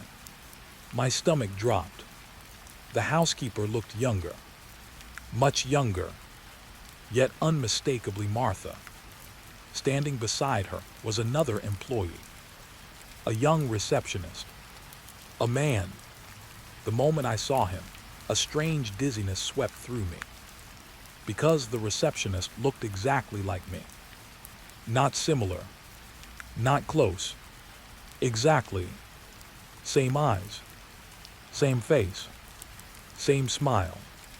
I stared at the photograph, unable to process what I was seeing. The image felt impossible. Then another detail caught my eye. Written beneath the frame was a date. The same year as the reservation. The same year as the mysterious guest. The same year everything seemed connected to. A faint breathing sound emerged from deeper inside the hallway. Slow, steady, the exact breathing I had heard behind the hidden door. My pulse exploded. The sound wasn't distant anymore. It was close, very close, somewhere just beyond the nearest corner. Without thinking, I backed into the elevator. The doors immediately began closing, as if they had been waiting. The hallway narrowed. The photograph disappeared from view. The breathing continued until the final gap vanished. Then silence. The elevator descended smoothly, returning to the second floor. Then the lobby. When the doors opened, I stumbled out, breathing hard. The grandfather clock immediately resumed ticking. The lobby lights stabilized. Everything looked normal. Almost, because when I turned back toward the elevator panel, I noticed something that hadn't been there before. Between the buttons labeled 2 and 3, a small brass plate had appeared. Worn, scratched, old, and engraved into the metal were 3 familiar numbers. I couldn't stop looking at the brass plate. 3 simple numbers, yet seeing them attached to the elevator changed something inside me. Until that moment, room 208 had felt hidden, like a secret buried beneath layers of lies. Now it felt closer, as if the hotel was slowly revealing it piece by piece. And I wasn't sure whether that was a good thing or a terrible one. The rest of the night passed without incident. No mysterious guests, no strange phone calls, no breathing behind walls. The silence should have been comforting. Instead, it felt like waiting. The kind of waiting that happens before bad news arrives. When morning came, I went straight to the employee records room, a small storage area behind the laundry section. Dust covered everything. Old filing cabinets lined the walls. Most hadn't been opened in years. I spent nearly 3 hours digging through paperwork, employee files, maintenance reports, inspection records. Most were boring, normal. Then I found a box marked 1967. My pulse quickened immediately. The year again. The same year attached to the reservation. The same year from the photograph. The same year that seemed connected to everything. Inside the box sat dozens of folders, many damaged, some missing pages, a few completely empty, as if someone had removed information on purpose. Near the bottom, I found an old maintenance report. The paper felt fragile in my hands. The report described renovations to the second floor. Nothing unusual at first. Then I noticed one sentence. A sentence someone had tried to black out with a marker. The ink had faded over time, just enough to become readable again. I leaned closer. My heart immediately skipped a beat. Access hallway leading to room 208, sealed on owner's request. I read it 3 times, then 4. The sentence remained the same. Access hallway leading to room 208. Not room, hallway. The discovery sent a chill through me, because it confirmed something I had already suspected. Room 208 wasn't alone. There was more beyond it. Something larger hidden inside the building. Something the hotel had spent decades trying to erase. That night I arrived for my shift carrying copies of every document I'd found. The sky outside looked heavy and gray. Rain threatened in the distance. The hotel felt unusually quiet, almost abandoned. By midnight, every guest had gone to sleep. The lobby sat empty. Only the soft ticking of the grandfather clock filled the room. I kept reviewing the old papers, searching for connections, searching for answers. Then something caught my eye. A reflection. At first, I thought it came from a passing car. A brief flash in the lobby window. Nothing important. Then it happened again. I looked up. The large window behind the front desk reflected part of the second floor hallway. Normally, there wasn't much to see. Just dim lights and empty carpet.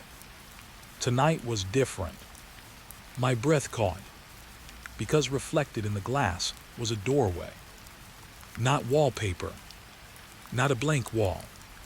A doorway, and beyond it, light, bright yellow light.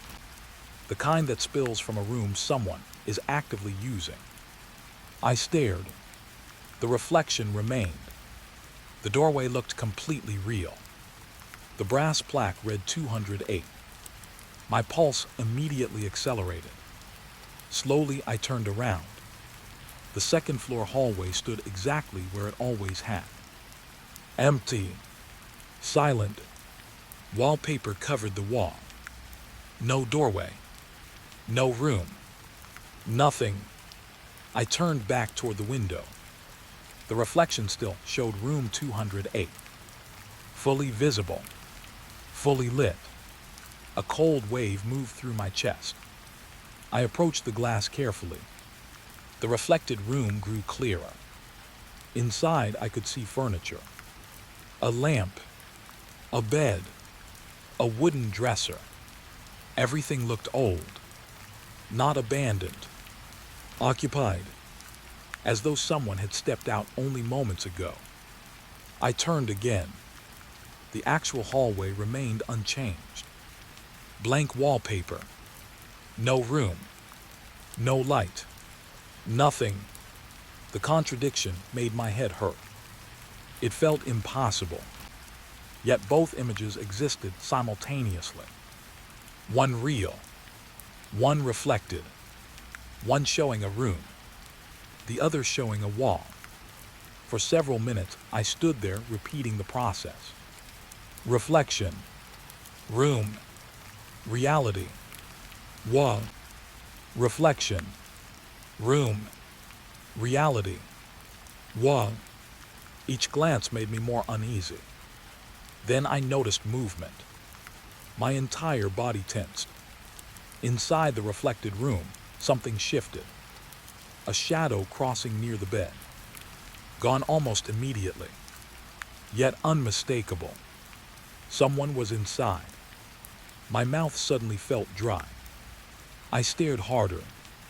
The room appeared clearer now, as if the reflection wanted me to see it. A suitcase rested beside the bed. An old leather suitcase. Nearby sat a hat. A dark coat hung from a wooden chair. Recognition hit me instantly. The same coat. The same style worn by the mysterious guest. The man from 1967. The man who still hadn't checked out. The realization sent a chill through me. Then another detail emerged. A photograph sitting on the dresser. Tiny, barely visible. Yet something about it felt important. I moved closer to the glass. The reflection sharpened slightly. My heart stopped. The photograph showed me. Not someone similar. Me, standing behind the hotel front desk. Wearing the same uniform. The same face. The same expression. The image looked recent. Current. Not from decades ago. A terrible feeling settled into my stomach. Why would my photograph be inside that room? Who had placed it there? The room seemed to know me. Again, just like the words on the door. Welcome back. Just like the guest. You don't remember. Every clue pointed toward the same horrifying idea. That room 208 recognized me long before I discovered it. A soft sound interrupted my thoughts. Laughter. Faint. Distant. Coming from inside the reflected room. I froze. The laughter sounded familiar. Painfully familiar. Not because I'd heard it recently. Because I'd heard it as a child.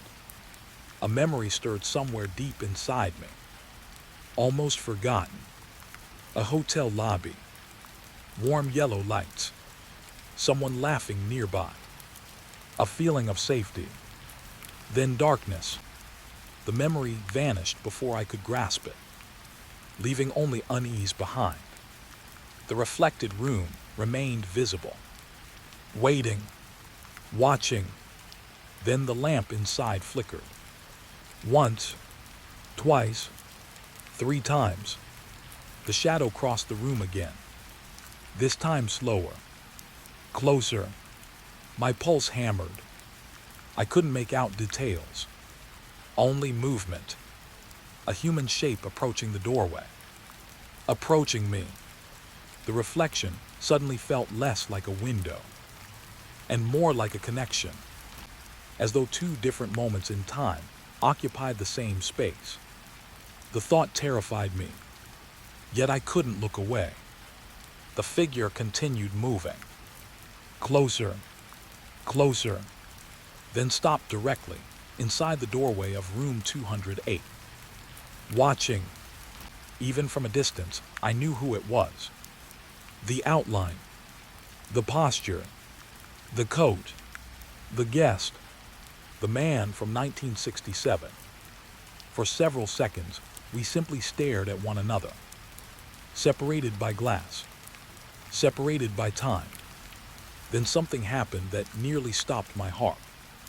The man slowly raised one hand and pointed, not at me, behind me.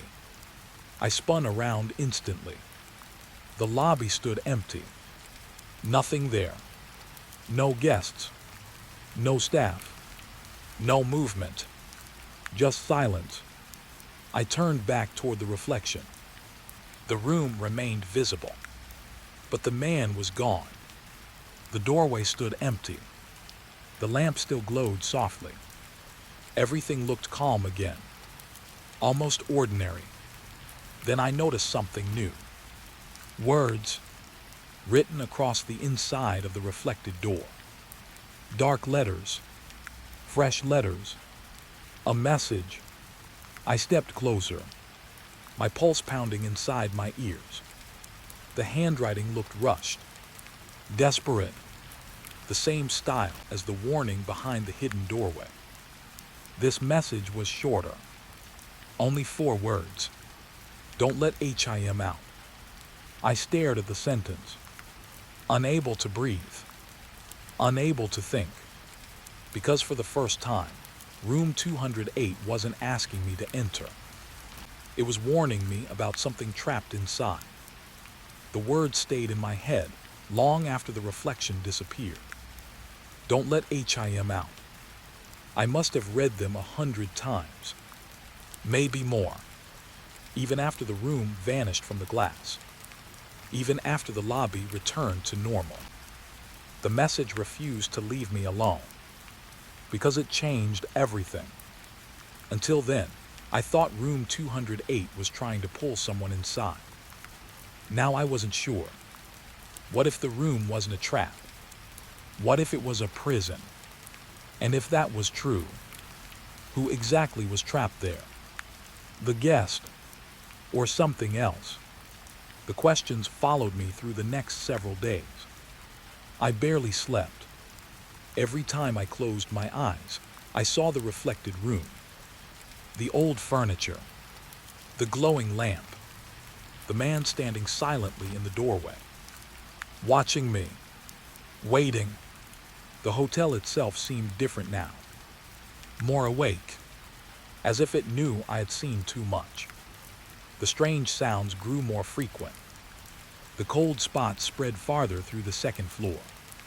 Sometimes I would hear footsteps overhead, despite nobody occupying the 3rd floor. Other times the front desk phone would ring once and stop before I could answer. Nothing dramatic, nothing obvious, just enough to make me feel constantly observed. One evening, I finally confronted Mr. Holloway. The owner was reviewing paperwork in his office when I walked in. He took one look at my face and sighed, as though he already knew why I was there. You saw something again. It wasn't a question. I nodded.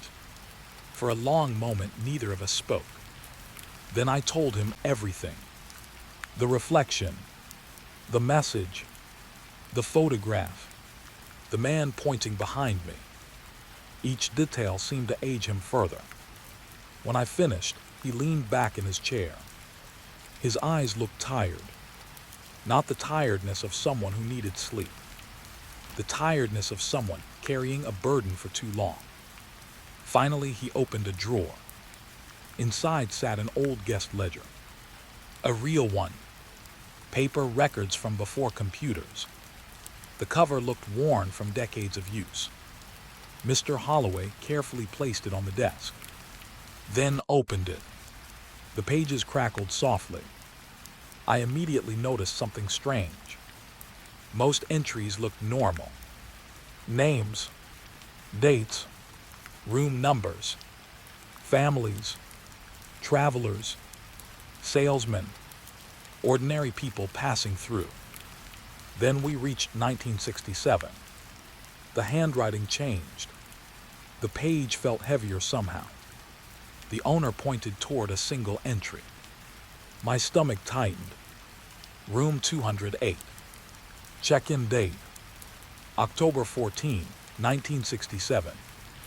Guest name: blank, not faded, not erased, blank.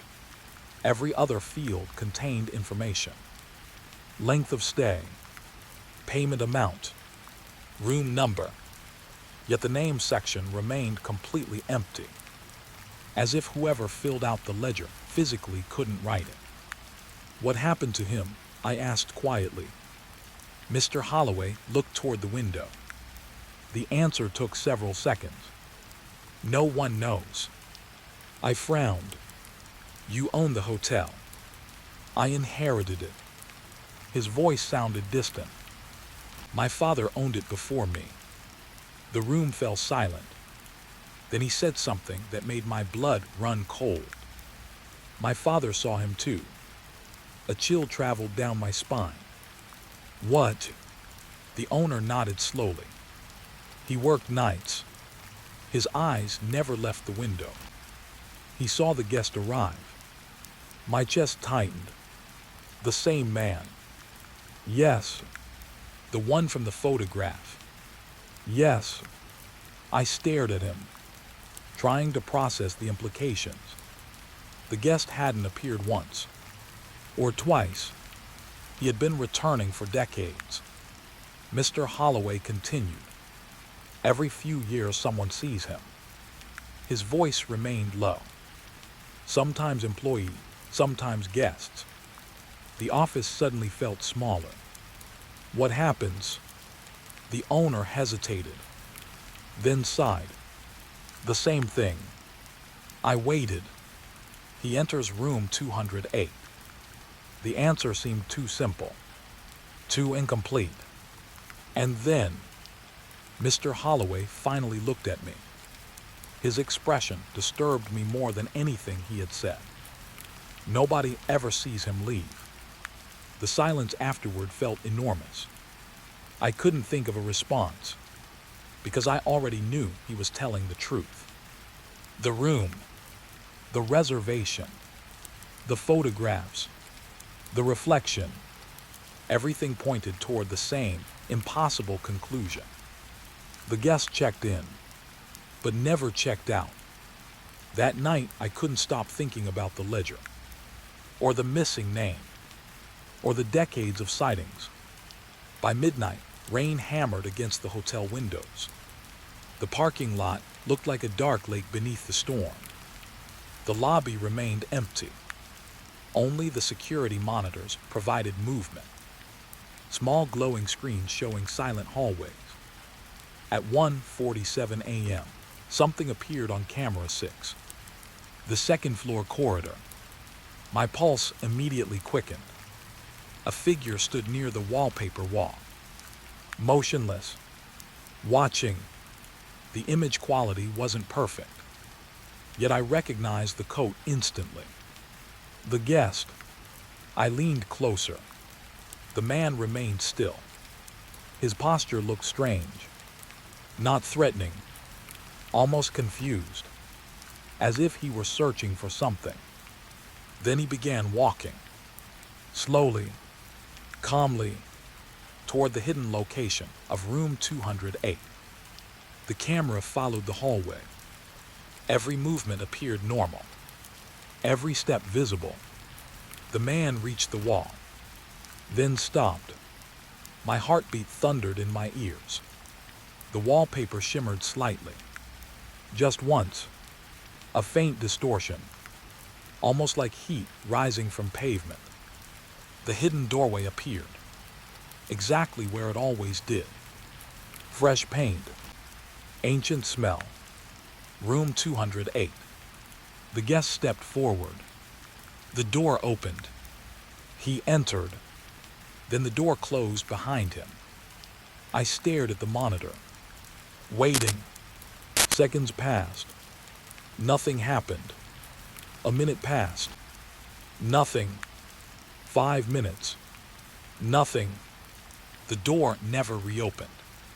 The guest never emerged, exactly as Mr. Holloway had described. The sight should have frightened me. Instead, it created something worse. Curiosity, because now I knew the stories were real. I had witnessed it myself. The guest existed. The room existed. And something happened inside. Something nobody ever saw. At 2:13 a.m., the hallway camera suddenly filled with static. Only for a second. Then the image returned. The door was gone. The wallpaper had returned, as though room 208 had never existed. I sat frozen, trying to make sense of it. Then a sound reached me. Soft, faint, coming from somewhere inside the hotel.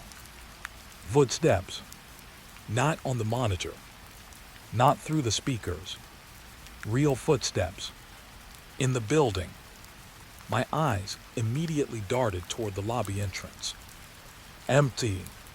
The sound came again. Slow. Measured. Walking somewhere above me.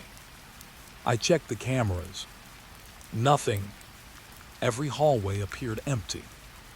Every stairwell empty. Every floor empty. Yet the footsteps continued. Step. Step. Step. Moving across the second floor. The same floor where the guest had vanished. A knot formed in my stomach. The footsteps stopped directly above the lobby. Then silence. Several seconds passed. Then another sound emerged. A soft scrape, like someone dragging fingertips across wallpaper. The noise traveled slowly, almost thoughtfully. I looked up toward the ceiling. The sound moved farther away, toward the hidden corridor, toward room 208. Then it vanished. The hotel became quiet again, but the feeling remained. Presence. That was the only word for it. Presence. The guest was gone, yet somehow still there. Not visible, not recorded, not fully present. And every night afterward, it continued. Always after 2:13 a.m. The same footsteps, the same feeling, the same invisible movement through the halls. Guests never reported it. Only night staff noticed. Only people awake during those hours. 1 week later, I found something that made the situation even stranger. While reviewing old security archives, I discovered footage from 1984. Another sighting. The same guest. The same code. The same walk.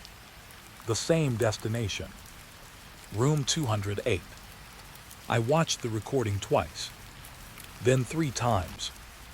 On the 4th viewing, I noticed something hidden in the final frame before he entered the room.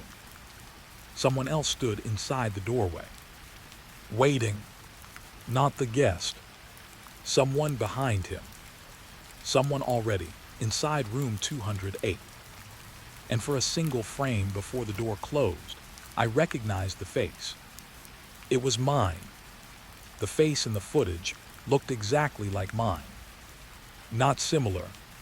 Not close. Mine. I remember sitting frozen in front of the monitor while the old recording remained paused. The image quality was terrible. The colors were faded. Static crawled across the screen. Yet there was no mistake. The person standing inside room 208 had my face. My eyes. My expression. Even the slight tilt of the head matched. I replayed the footage again. And again. Every viewing made it worse. Because the longer I stared, the more certain I became. It wasn't a coincidence. Somehow, decades before I ever worked at the hotel, something inside room 208 already knew me. The realization followed me for days. I couldn't focus, couldn't sleep, couldn't stop thinking about the hidden hallway, the guest, the warning messages, and now the impossible image of myself waiting inside that room. The hotel no longer felt like a workplace. It felt like a machine slowly pulling me somewhere. somewhere I wasn't supposed to go. A week later, a new security guard started working nights. His name was Walter. He was in his late 60s. Thin, quiet, the kind of man who looked like he'd spent most of his life observing things instead of talking about them. He worked 2 nights a week, mostly patrols around the parking lot and maintenance areas. At first, he barely spoke to anyone. Then one rainy evening, he stopped beside the front desk and looked directly at me. Not at the computer, not at the paperwork, at me. The expression on his face immediately made me uncomfortable. Because it wasn't curiosity. It was recognition. You've seen it, haven't you?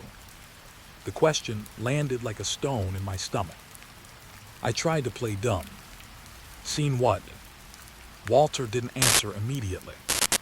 Instead, he glanced toward the second-floor staircase, then toward the elevator. Finally, he looked back at me. Room 208. A cold sensation moved through my chest. The lobby suddenly felt very quiet. I carefully lowered the file I was holding. For several seconds, neither of us spoke. Then Walter nodded slowly, as if my silence confirmed everything. I thought so. His voice sounded tired. Not surprised. Just tired. You should be careful. Something in the way he said it made me pay attention. This wasn't someone sharing ghost stories. This was someone giving a warning. I leaned forward slightly. What do you know about it? Walter studied the empty lobby, making sure nobody else was nearby. Then he surprised me.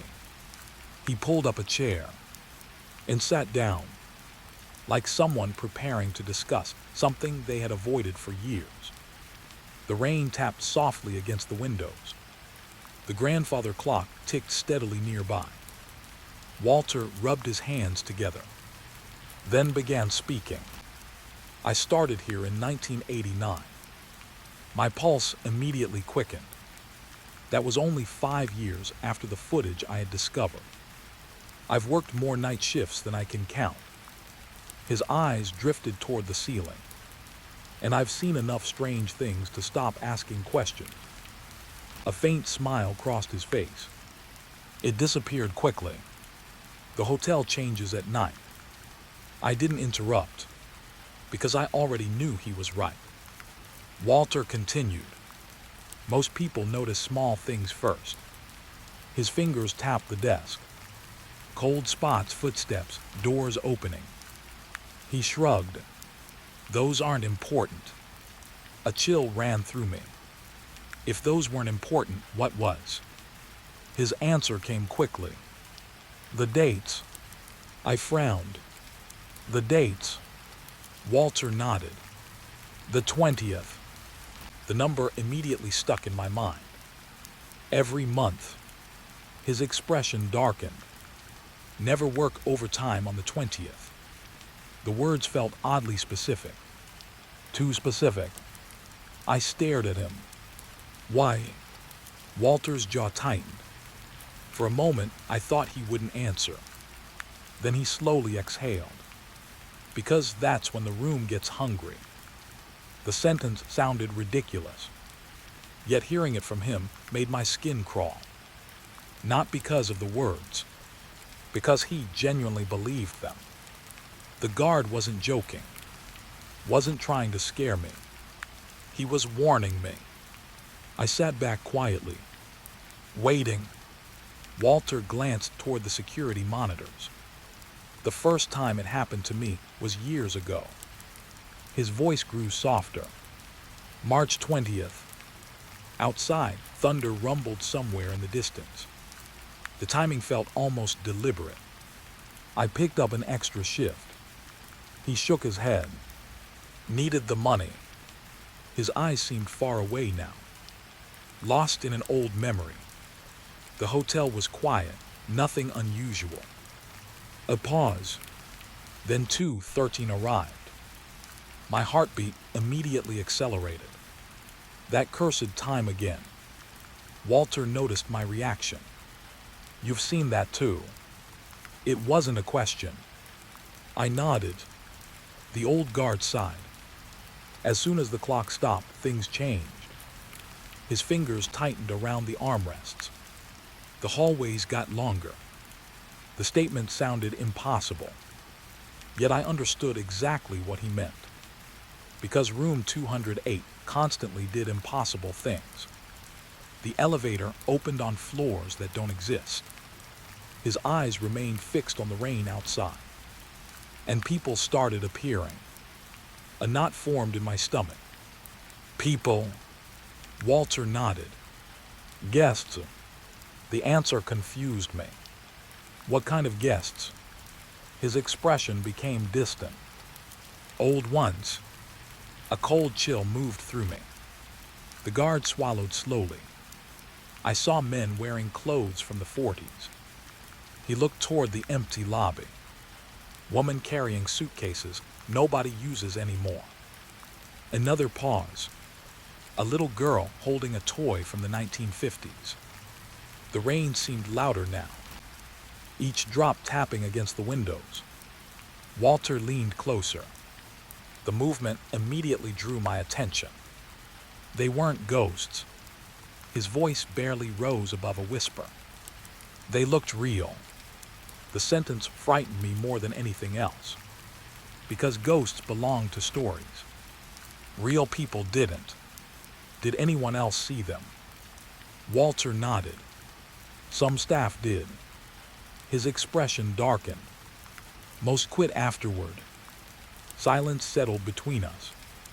I thought about Martha, the housekeeper, her sudden resignation, her fear. Maybe she hadn't been afraid of room 208. Maybe she had been afraid of the 20th. Walter eventually stood. The conversation seemed finished. Then he stopped, one hand resting on the desk. There's something else. The seriousness in his voice immediately made my stomach tighten. What? For several seconds, he didn't answer. Then he looked directly into my eyes. You've been working here almost exactly 6 months. I nodded. Walter's face remained grim. Do you know what date tomorrow is? The question struck me harder than it should have, because I suddenly realized I didn't. I reached for the calendar hanging behind the desk. The moment I saw it, my stomach dropped. Tomorrow Square was circled in faded red ink. The number inside looked almost black. My pulse immediately surged. I slowly looked back at Walter. The old guard wasn't smiling, wasn't joking. His face looked genuinely concerned. Don't stay late tomorrow. The rain continued falling outside. Thunder rolled somewhere beyond the highway. The hotel seemed to creak softly around us, like an old ship settling in dark water. I swallowed, trying to keep my voice steady. What happens if I do?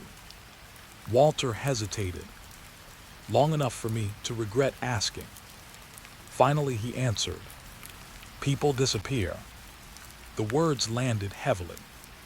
Neither of us spoke afterward. The silence felt colder than before. Walter simply walked away, crossing the lobby, heading toward the parking lot. His footsteps faded into the distance, leaving me alone with the ticking clock. And the calendar. I kept staring at that red circle, at the number 20, trying to convince myself the warning was exaggerated. A superstition, a rumor, something passed between generations of employees. Yet deep down, I already knew the truth, because room 208 had never behaved like a ghost story.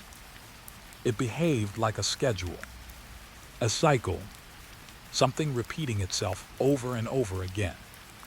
And for reasons I still didn't understand, the next turn of that cycle was only one night away. As I looked up from the calendar, the security monitor flickered.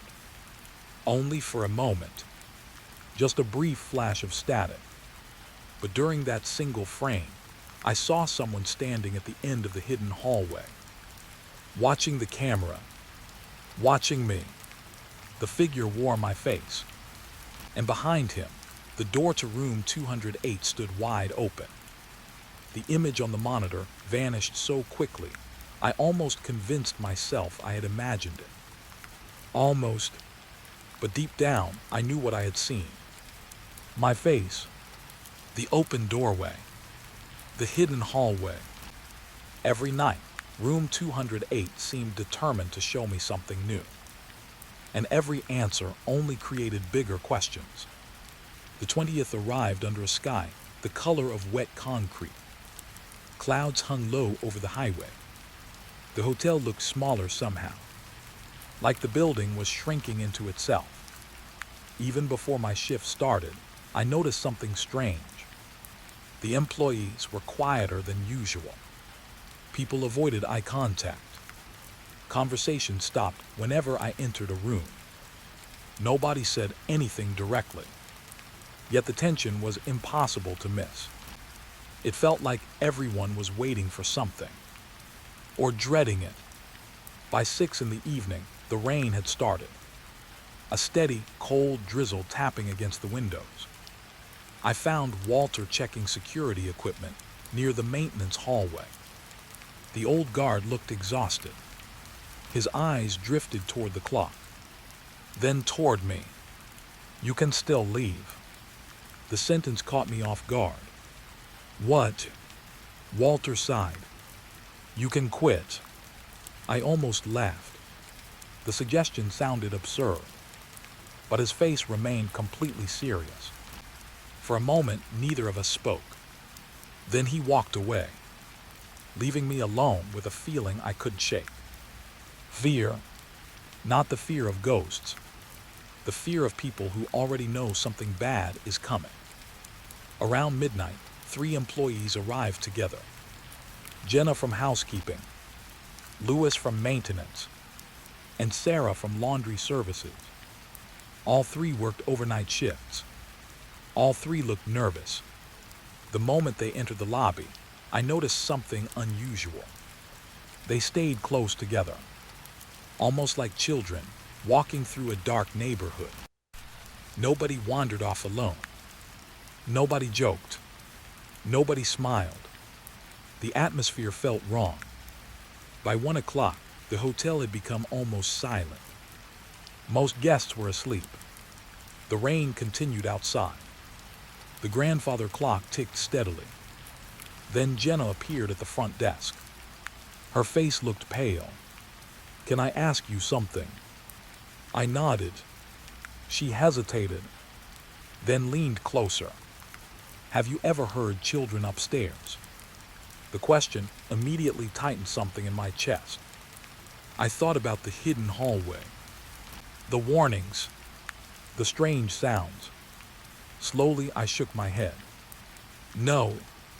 Relief briefly appeared on her face, then vanished. "Good." The answer confused me. "If you hear them," she said quietly, "don't answer." A chill moved through me. Before I could ask what she meant, she walked away. The conversation lingered in my mind. Children. The idea felt strangely familiar, like a memory I couldn't quite reach. At 1:47 a.m., the first voice appeared. I was reviewing reservation records when I heard it. Soft, faint, a child laughing. The sound seemed distant, almost hidden beneath the rain. I froze immediately. The lobby remained empty. The security monitors showed nothing unusual.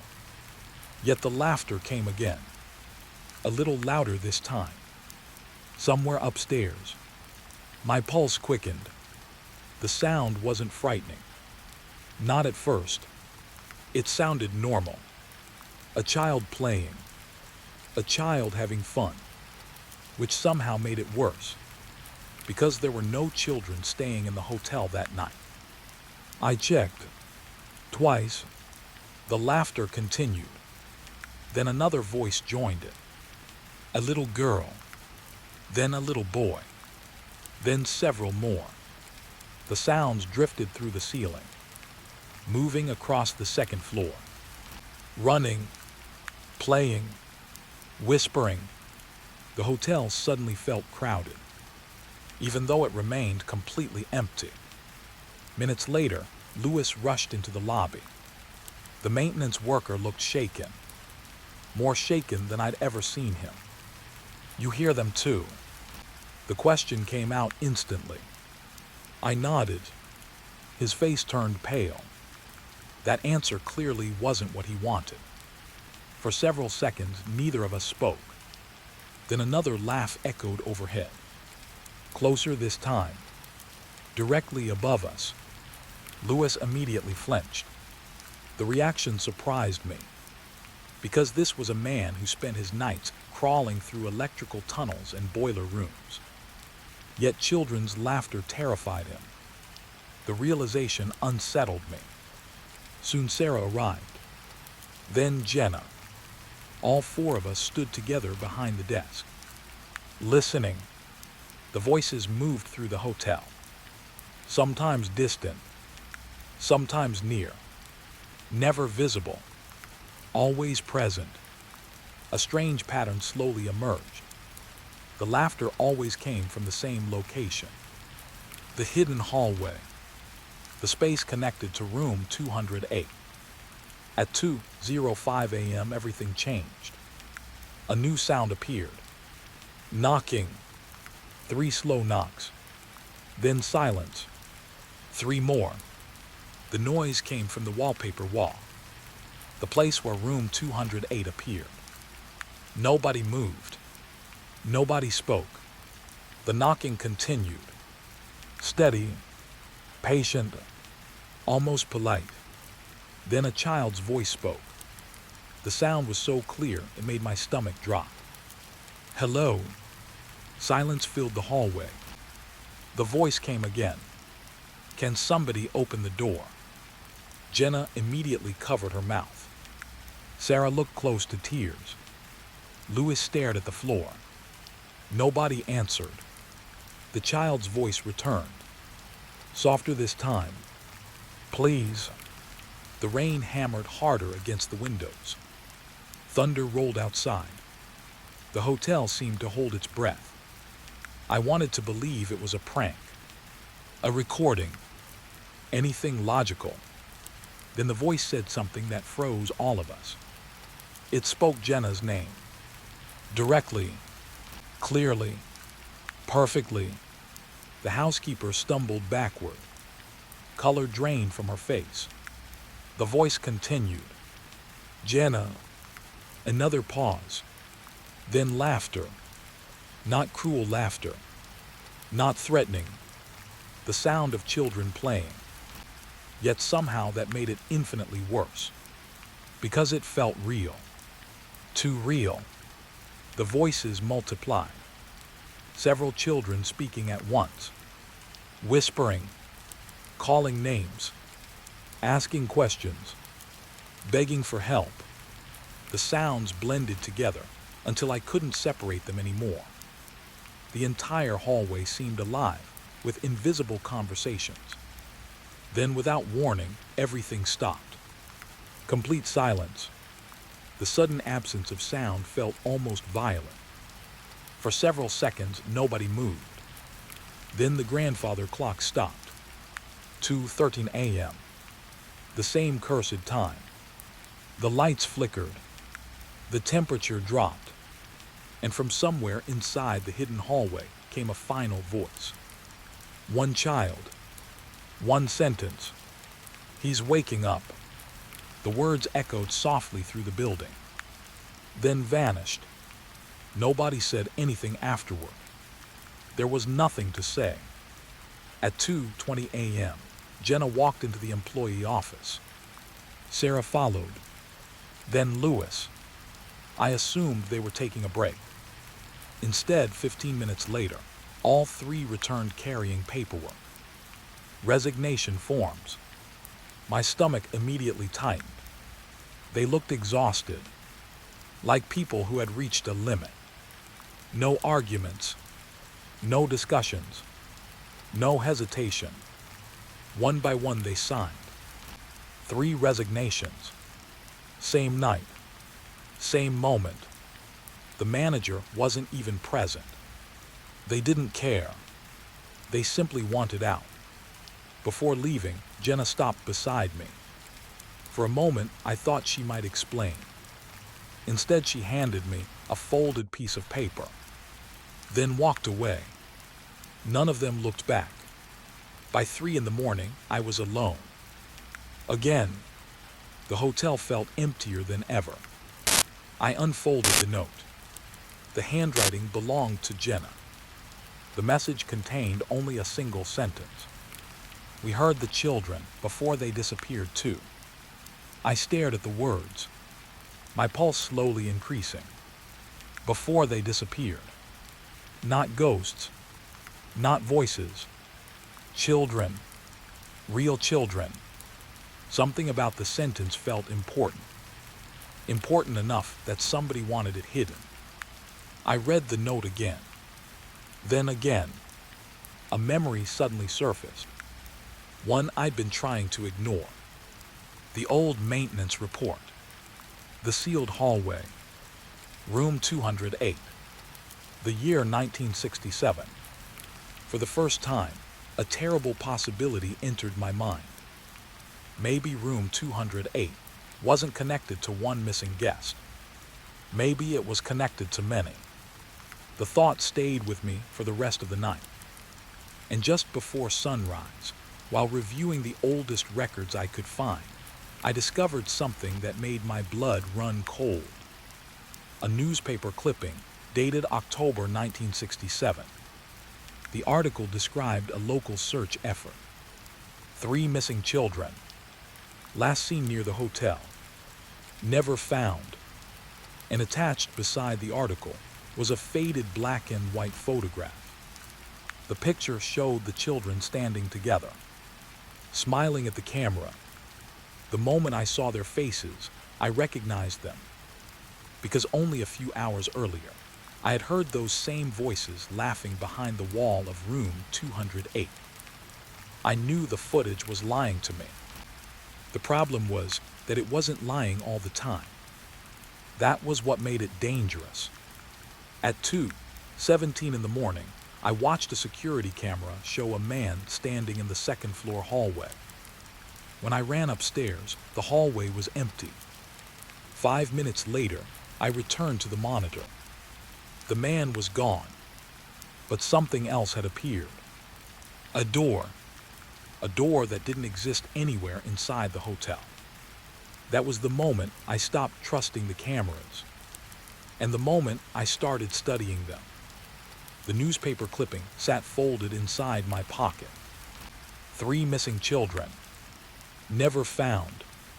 Their smiling faces haunted me, because I had heard those voices. Not recordings, not echoes, actual voices. The memory stayed with me during every shift, every hallway patrol, every elevator ride. And as the days passed, another realization slowly formed.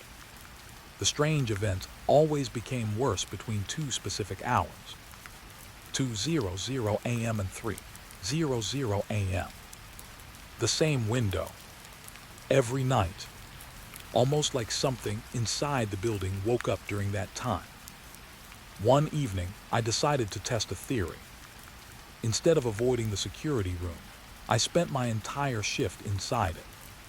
The room sat behind the front desk. Small, windowless, filled with old monitors. Most employees hated being there.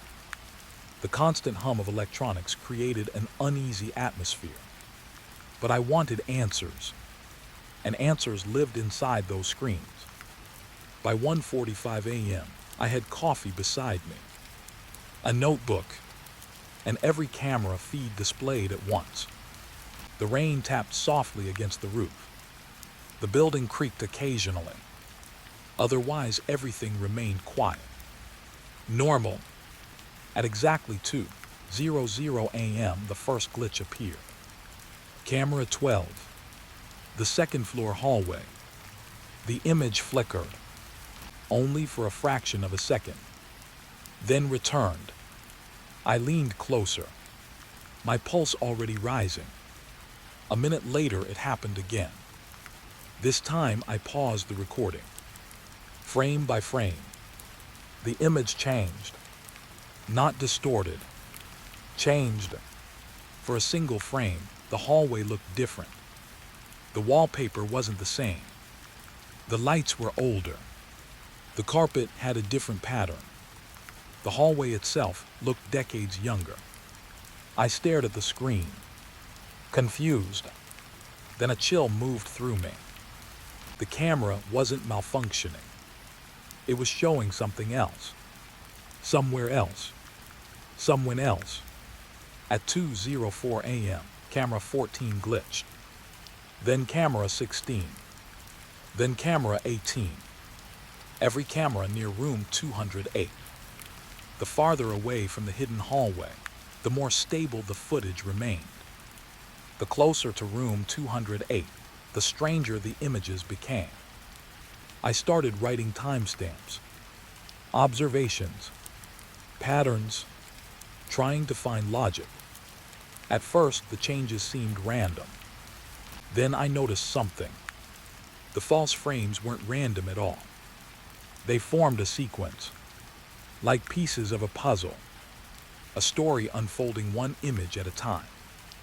The realization sent excitement through me, mixed with fear. For the first time, I wasn't just witnessing strange events. I was collecting evidence. At 2:09 a.m., the footage revealed something new. A woman appeared. She stood at the far end of the hallway, wearing clothing from another era. A long coat, dark shoes, a small suitcase resting beside her leg. The image lasted only one frame, then vanished. I immediately checked the live feed. Nobody was there. The hallway remained empty, yet the camera had clearly shown someone. My notebook filled quickly. Unknown woman. Suitcase. Approximate age 30. Hallway appearance. One frame only. I replayed the footage repeatedly. Each viewing revealed more details. The woman's expression. The suitcase. The direction she faced. She wasn't walking toward room 208. She was walking away from it. That detail stayed with me, because nobody ever seemed to leave room 208. Not successfully. At 2:13 a.m., the clock on the wall stopped. The familiar dread returned immediately. Every time that happened, something followed. The fluorescent lights dimmed slightly. The temperature dropped, and every monitor flickered at once. The security room suddenly felt colder, smaller. I looked around, half expecting someone to be standing behind me. Nobody was there. Only shadows. Only silence. Then camera 12 changed completely. My breath caught. The hallway vanished. Instead, the screen showed an entirely different location. A hotel corridor. Longer. Older. Brighter. Dozens of doors lined the walls, including one clearly marked 208. For several seconds, the image remained stable. Long enough to study. Long enough to understand. Room 208 wasn't hidden. Not there. Not in that version of the hotel. It existed openly. Like it belonged. Like it had always been there. Then movement appeared. Someone stepped into view. A child. My stomach tightened immediately. The boy looked around 10 years old. His clothes matched the style from the 1960s. He walked slowly down the corridor, toward room 208. The footage had no sound, yet somehow the silence felt worse. I watched him approach the door. Stop. Raise his hand. Knock once. The door opened. Only slightly. The darkness beyond looked impossibly deep. The child stepped forward, then disappeared inside. The screen instantly returned to normal. I sat frozen. The notebook slipped from my fingers. A knot formed inside my stomach, because I knew exactly what year I had just witnessed. The missing children. One of them. The cameras weren't showing glitches. They were showing moments, fragments, pieces of history. At 2:21 a.m., another vision appeared. This time a man in a hotel uniform. A maintenance worker. The footage showed him arguing with someone unseen, pointing toward room 208, shouting. His face looked terrified. Then the image vanished. Again, another piece, another mystery. I began to understand something disturbing. The blind spot wasn't hiding information. It was revealing it. The cameras were becoming windows, and someone or something wanted me to see through them. Around 2:30 a.m., I noticed a pattern inside the timestamps. Every strange frame occurred exactly 20 years apart. Then present day. The dates repeated constantly. The same cycle. The same events. Different decades. My heart pounded harder, because one date appeared more often than any other. The 20th. Every major image. Every disappearance. Every appearance. The 20th. The realization felt enormous. Yet before I could process it, another monitor changed. This time the image made my blood run cold. The screen showed the front desk. My front desk. The exact place where I sat. Only the footage wasn't current. The timestamp displayed a date 7 days in the future. I stared in disbelief. The scene looked impossible, yet unmistakable. The lobby lights, the furniture, everything matched. Then I saw myself, standing behind the desk, older, exhausted, my face pale, eyes hollow. I looked directly toward the camera, not through it, at it, as if I knew someone was watching, as if I knew I was watching. A cold wave moved through my entire body. The future version of me slowly reached for a piece of paper, held it toward the camera, and revealed a single sentence. Don't open the door. The message remained visible for 2 seconds. Then the footage vanished. I shot to my feet, heart hammering, breathing hard. The security room suddenly felt suffocating. My future self. A warning. 7 days ahead. The implications terrified me, because either I was losing my mind, or room 208 wasn't only connected to the past. It could see forward too. The monitors continued humming quietly. The normal hallway footage returned. Everything looked ordinary again. But I couldn't calm down. Couldn't think straight. The message replayed endlessly inside my head. Don't open the door. Which door? The hidden one. Room 208. Or something even worse. At 2:58 a.m., the final glitch arrived. The largest yet. Every monitor switched simultaneously. Every screen displayed the same image. The hidden hallway. The impossible hallway. The one between floors. The one that shouldn't exist. For 3 full seconds, the cameras showed it clearly. And standing inside that hallway were dozens of people.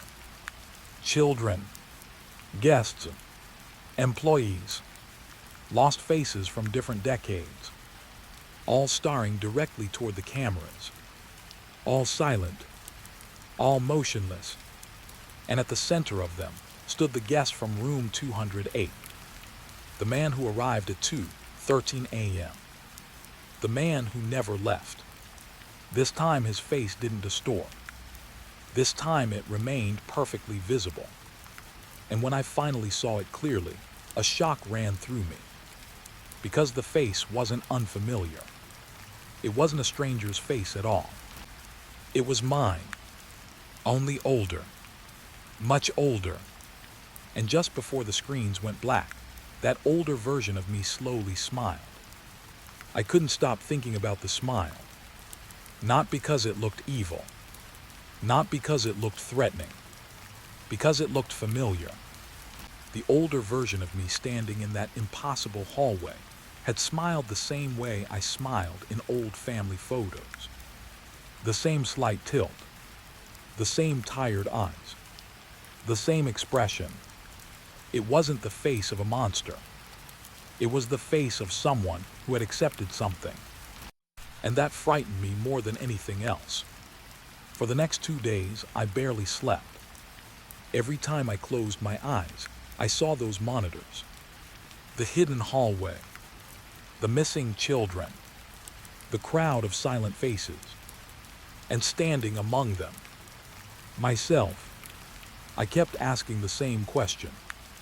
If room 208 was connected to disappearances, where were the records? Hotels document everything. Maintenance requests, guest complaints, inspections, repairs. Someone had to know something. Someone had to have written it down. That thought became an obsession. So on my next shift, I started digging deeper than ever before. The archive room sat in the basement. Most employees forgot it existed. The space smelled like dust and damp cardboard. Metal shelves stretched from floor to ceiling. Thousands of old files sat untouched in faded boxes. The fluorescent lights buzzed softly overhead. The deeper I walked into the room, the quieter the world became. Almost like entering a tomb. I spent hours opening boxes, sorting reports, scanning records. Most of it was boring. Routine maintenance, plumbing issues, electrical repairs, broken furniture. Nothing unusual. Then I found a folder marked 1987. My stomach tightened immediately. That year kept appearing. The cameras had shown it. The strange timeline repeated it. Something important happened in 1987. I could feel it. The folder contained dozens of reports. Most looked normal, until I found one page that seemed different. A maintenance inspection request. Location, room 208. The sight of those numbers instantly raised my pulse. I read every line carefully. Date, September 20, 1987. Inspection assigned to Richard Hale. Purpose, structural assessment. The report ended there. No findings. No comments. No signature. Just the assignment. The next page should have contained the completed inspection. It didn't. The page was missing. Someone had removed it. I checked again. Nothing. The report simply ended. A strange uneasiness settled over me, because I knew exactly what that meant. Someone had gone inside. Someone had inspected room 208. And whatever they found had vanished from the records. I searched the rest of the folder. Eventually, I found another document. A payroll sheet.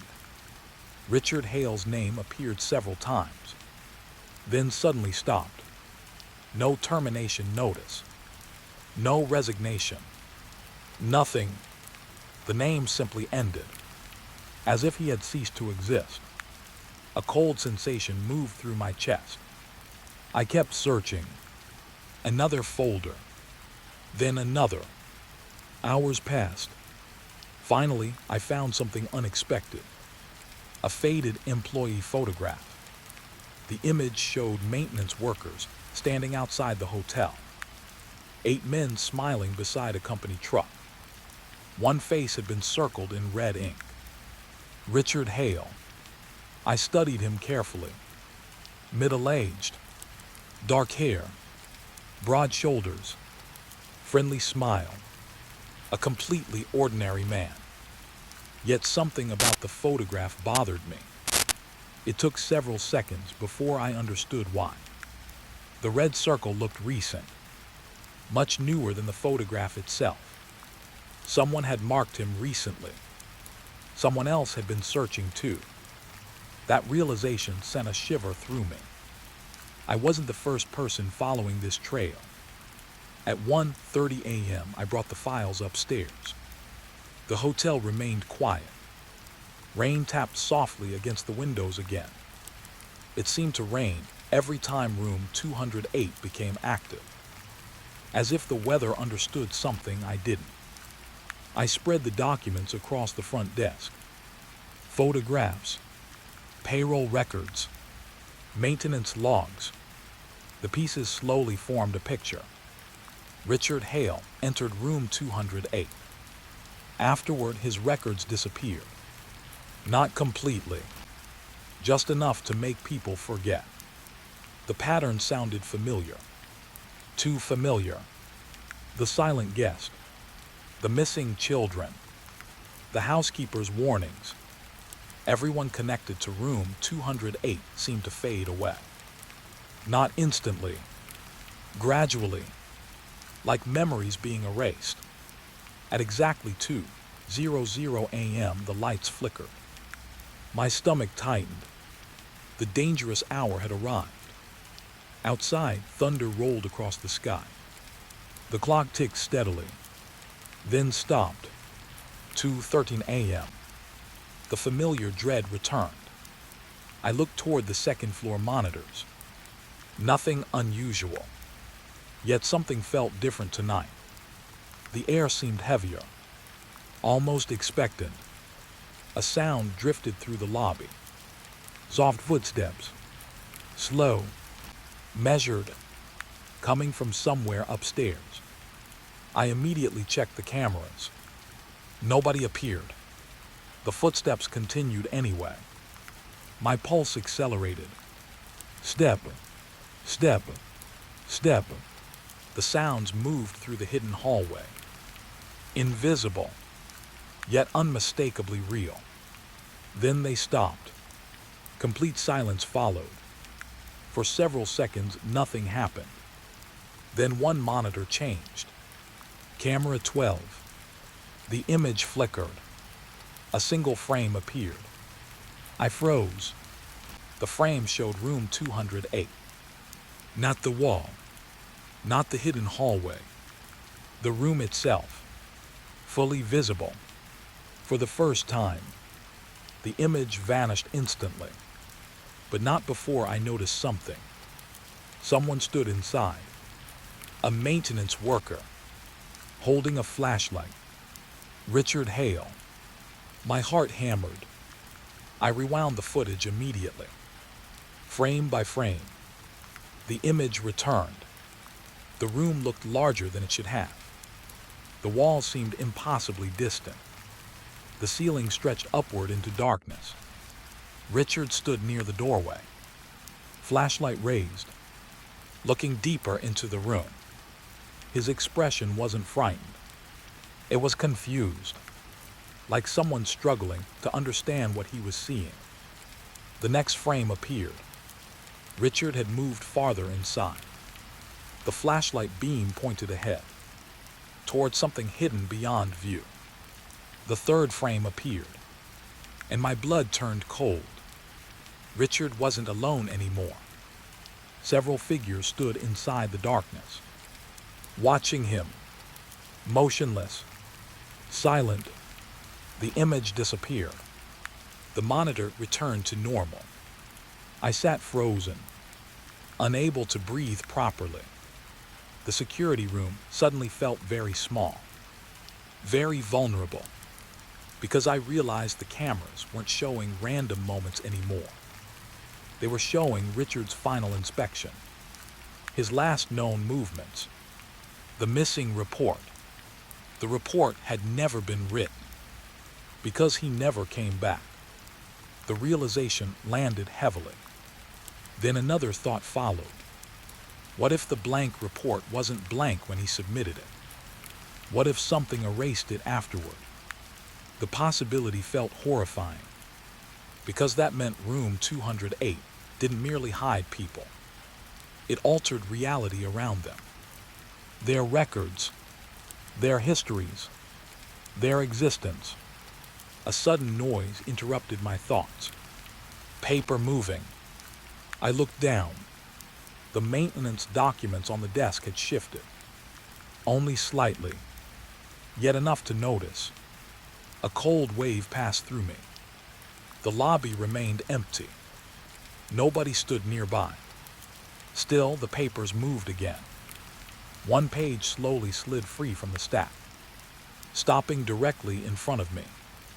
My hands trembled as I picked it up. I had never seen the document before. The paper looked old, yellowed with age. A maintenance report. My pulse immediately spiked. Richard Hale, September 20, 1987. The missing report. The impossible report. The one that shouldn't exist. The page contained only a single sentence. Nothing else. No description. No measurements. No findings. Just one handwritten line. I entered room 208 and found the hotel waiting for me. I stared at the words, reading them again and again, trying to understand. The hotel waiting for me. What did that mean? The sentence made no sense. Yet somehow it felt important. Terribly important. Then I noticed something beneath the handwriting. A faint indentation. Additional words pressed into the paper. Almost invisible. I tilted the page toward the light. Slowly another message emerged. One final sentence. Written so lightly, it was nearly impossible to see. The words made my stomach drop, because they weren't addressed to management. They weren't addressed to anyone in 1987. They were addressed directly to me. And they read, "If you're reading this, it already knows your name." The hallway moved. Not fast, not enough for anyone to notice during a normal walk. But once I saw it, I couldn't unsee it. It happened during one of my night shifts, just after 3 in the morning. The hotel was quiet. Rain tapped softly against the windows near the lobby. The old clock behind the reception desk clicked through each second like a tiny hammer. Somewhere in the distance, an ice machine groaned and settled. Everything felt normal, until I checked the camera pointed toward the second-floor corridor. The image looked wrong. At first, I couldn't explain why. Then I realized the walls seemed farther apart than they had been 10 minutes earlier. Not much farther. Maybe a few inches. Maybe less. I leaned closer to the monitor. The hallway looked stretched. The ceiling lights seemed spaced differently. The carpet pattern looked longer. I blinked several times. When I looked again, everything appeared normal. My stomach tightened. I told myself it was exhaustion. After everything that had happened with room 208, I was constantly expecting something strange. That was the problem. Once fear enters your head, it starts finding shapes everywhere. At least that's what I kept telling myself. Then the phone rang. The sound nearly made me spill my coffee. I grabbed the receiver. Front desk.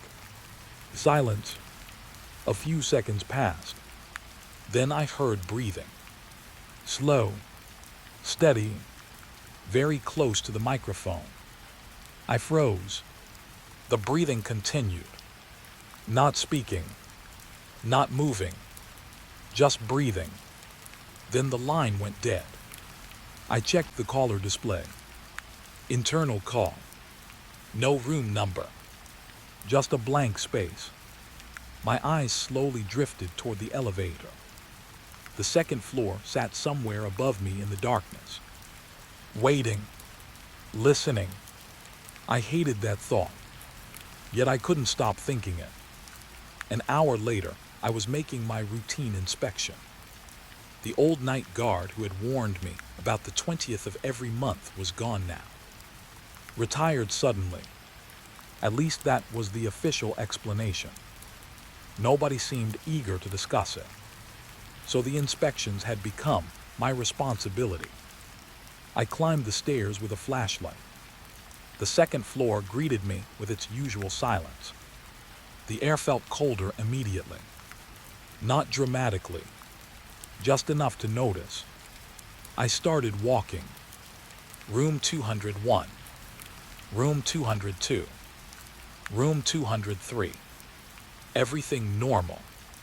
But as I approached the section where room 208 should have existed, something changed. The pressure in my ears shifted, like stepping into a different altitude. I stopped walking. The sensation vanished. I took another step. It returned. A faint pressure. Not painful, just strange. The wallpaper-covered section of wall stood ahead.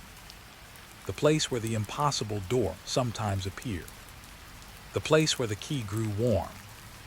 The place every camera hated. I stared at it. Nothing unusual. Just faded wallpaper. Just peeling corners. Just an old wall. Then I noticed movement. My flashlight trembled slightly. The wallpaper wasn't moving. The wall behind it was. Tiny, barely visible, but real. The surface expanded outward slightly, then retreated, expanded again, then retreated, like a chest breathing. My mouth went dry. I stood frozen. The movement continued, slow, patient, almost peaceful. The building was breathing. My brain immediately rejected the idea. Buildings don't breathe. Walls don't inhale. Hallways aren't alive. Yet the motion continued. Outward, inward, outward, inward. Each movement took several seconds, like enormous lungs hidden inside the structure. I stepped backward. The motion stopped instantly. The wall became still, perfectly still. I waited. Nothing happened. The hallway looked normal again. I felt ridiculous. Maybe it had been a trick of the flashlight. Maybe shadows. Maybe stress. I turned around and nearly ran into someone. A woman stood at the far end of the corridor. I recognized her immediately. Linda, one of the employees who had quit months earlier after hearing children's voices. She stared toward me. Her face looked pale, tired. I blinked. She was gone. The corridor stood empty. My heart hammered against my ribs. I hurried back downstairs. The rest of the night passed quietly. Too quietly. The next evening I arrived early. Something had changed inside me. Part of me wanted answers more than safety. That frightened me, because curiosity was exactly what kept pulling me toward room 208. I began reviewing old maintenance records. Thousands of files filled dusty cabinets in a storage room. Most were useless. Broken pipes, electrical repairs, carpet replacements, normal things. Then I found something odd. A complaint filed 21 years earlier. The description was short.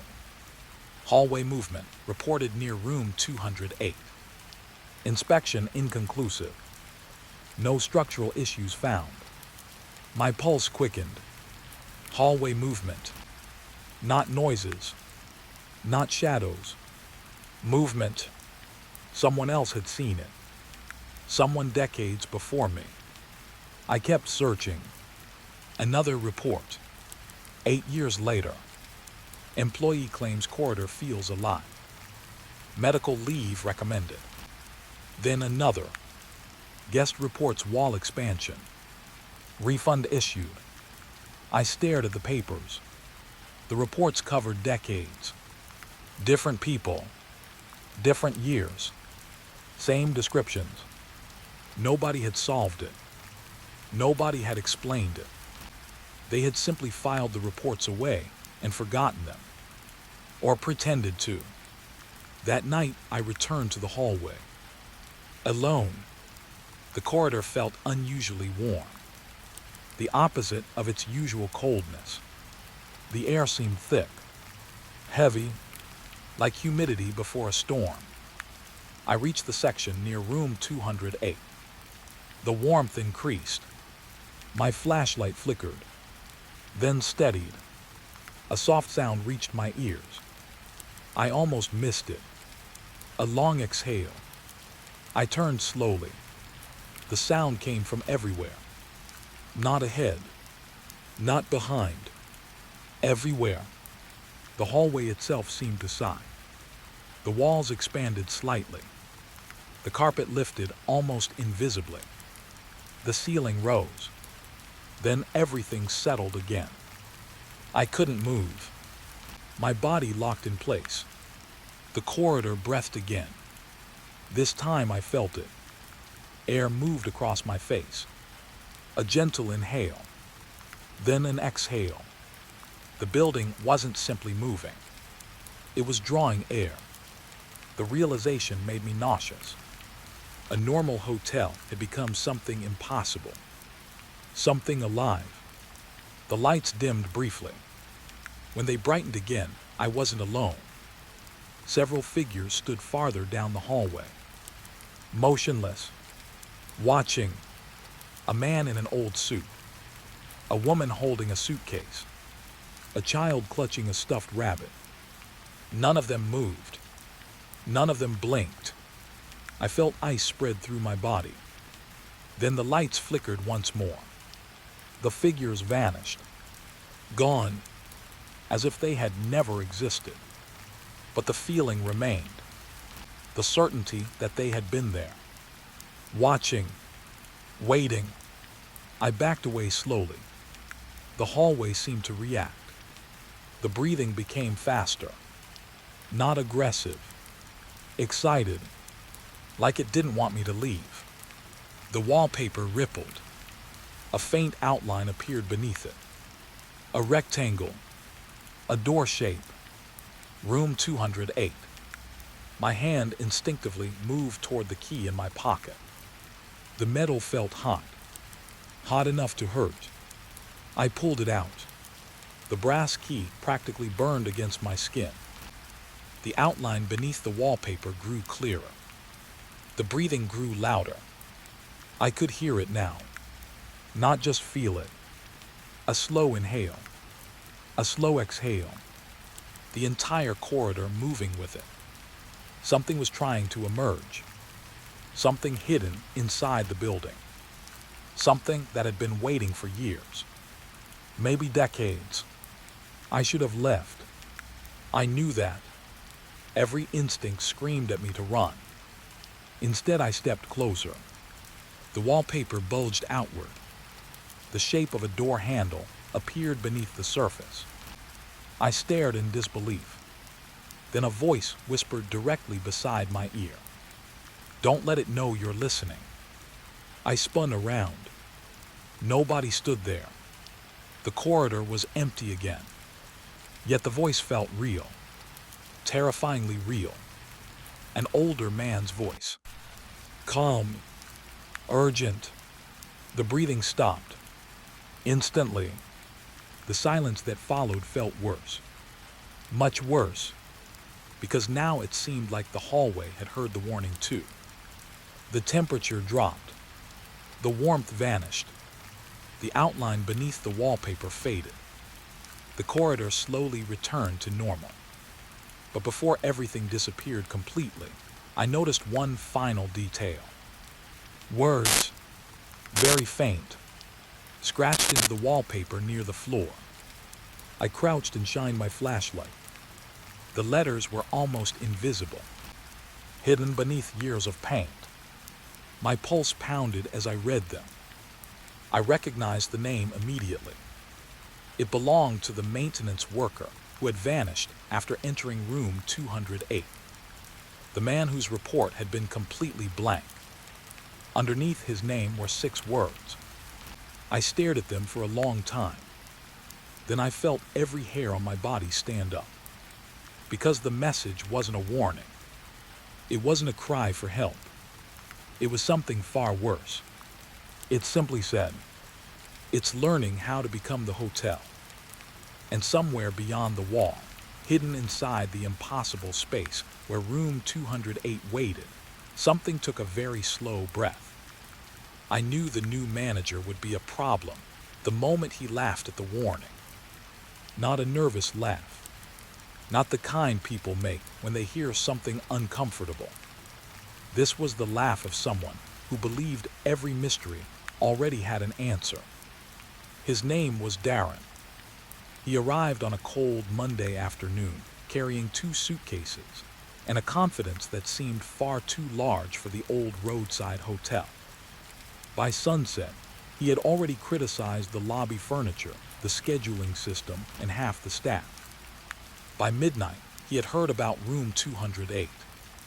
And by 1 in the morning, he was making jokes about it. I watched him from behind the front desk while he flipped through old employee files. The fluorescent lights hummed softly overhead. Rain tapped against the windows. Outside, the parking lot sat empty, except for a single pickup truck. Darren shook his head and smiled. So this is the famous ghost room. Nobody answered. 3 employees stood nearby. None of them looked amused. His smile slowly faded. What? The oldest housekeeper crossed her arms. Just leave it alone. He laughed again. There isn't even a room there. Exactly. That answer seemed to irritate him. He leaned back in his chair. Look, every old building has stories. That's all this is. The room became quiet.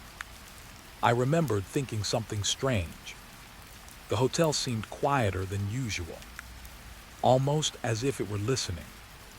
Darren continued reading. Eventually, he found the note. The same warning every manager received. Do not open room 208 under any circumstances. He held up the paper. This. He waved it in the air. This is ridiculous. Nobody replied. His eyes moved across our faces, one by one, trying to find someone who agreed with him. He found nobody. That seemed to bother him more than the warning itself. The rest of the shift passed normally, at least on the surface. But around 2 in the morning, something changed. I noticed Darren staring toward the elevator. Not moving, not blinking, just staring. I followed his gaze. The elevator doors were closed. Nothing unusual. Yet something about his expression unsettled me. What is it? I asked. He looked away immediately. Nothing. But it wasn't nothing. I could tell. A few minutes later, he walked over to the security monitors. His confidence seemed slightly weaker now. Do the cameras always do that? My stomach tightened.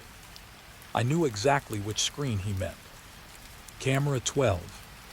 The corridor near room 208. The image flickered, distorted, stretched, then returned to normal. Darren frowned. Bad connection. I didn't answer, because the camera had already been replaced 6 times. The problem always came back, always between 2 and 3 in the morning. as if something behind the wall disliked being watched. Darren eventually returned to his office, but his earlier confidence was fading. I could see it. The hotel had started working on him, the same way it worked on everyone. Slowly, patiently, like water wearing down stone. Around 3 o'clock, I heard footsteps upstairs. Heavy footsteps. Vast. I looked up from the desk. The sound continued. Back and forth. Back and forth. Someone packing. I checked the guest list. Nobody occupied the second floor. Nobody. Yet the footsteps continued. I called Darren. No answer. The footsteps grew louder, then stopped completely. An uneasy feeling settled over me. I climbed the stairs. The second floor greeted me with silence. The hallway lights glowed softly. Everything appeared normal. Then I saw Darren. He stood near the wallpaper-covered section, where room 208 sometimes appeared. His back faced me. He wasn't moving. Darren. No response. I walked closer. Darren. He turned slowly. His face looked different. Not physically different, just disturbed, as though he had seen something he couldn't understand. You okay? He glanced toward the wall, then back at me. Did there used to be a door here? My heartbeat quickened. What did you see? For several seconds he said nothing. Then he shook his head. Nothing. The answer came too fast, too rehearsed. I knew he was lying. He knew I knew. But neither of us pushed further. We returned downstairs. The conversation ended. Yet something had changed. The next night he arrived early. He looked tired. Dark circles rested beneath his eyes. His shirt appeared wrinkled, like he hadn't slept. I remembered seeing that same look on other employees. The ones who eventually quit. The ones who heard things. The ones who stayed curious too long. Darren spent most of the evening digging through records. Old blueprints. Maintenance reports. Construction permits. Anything related to the hotel. Hours passed. Then suddenly he called my name. His voice sounded excited, triumphant, as though he'd finally solved everything. I walked into his office. Papers covered the desk. He pointed at an old blueprint. Look. I leaned closer. At first I didn't understand. Then I saw it. My stomach dropped. There was a room, clearly marked. Room 208. Not hidden, not missing. Printed directly onto the original building plans. The room existed, or at least it had existed once. Darren smiled. You see. His confidence returned immediately. Somebody removed it later. I stared at the blueprint. Something felt wrong. Very wrong. The dimensions didn't make sense. The room occupied space larger than the building itself. I measured it twice, then 3 times.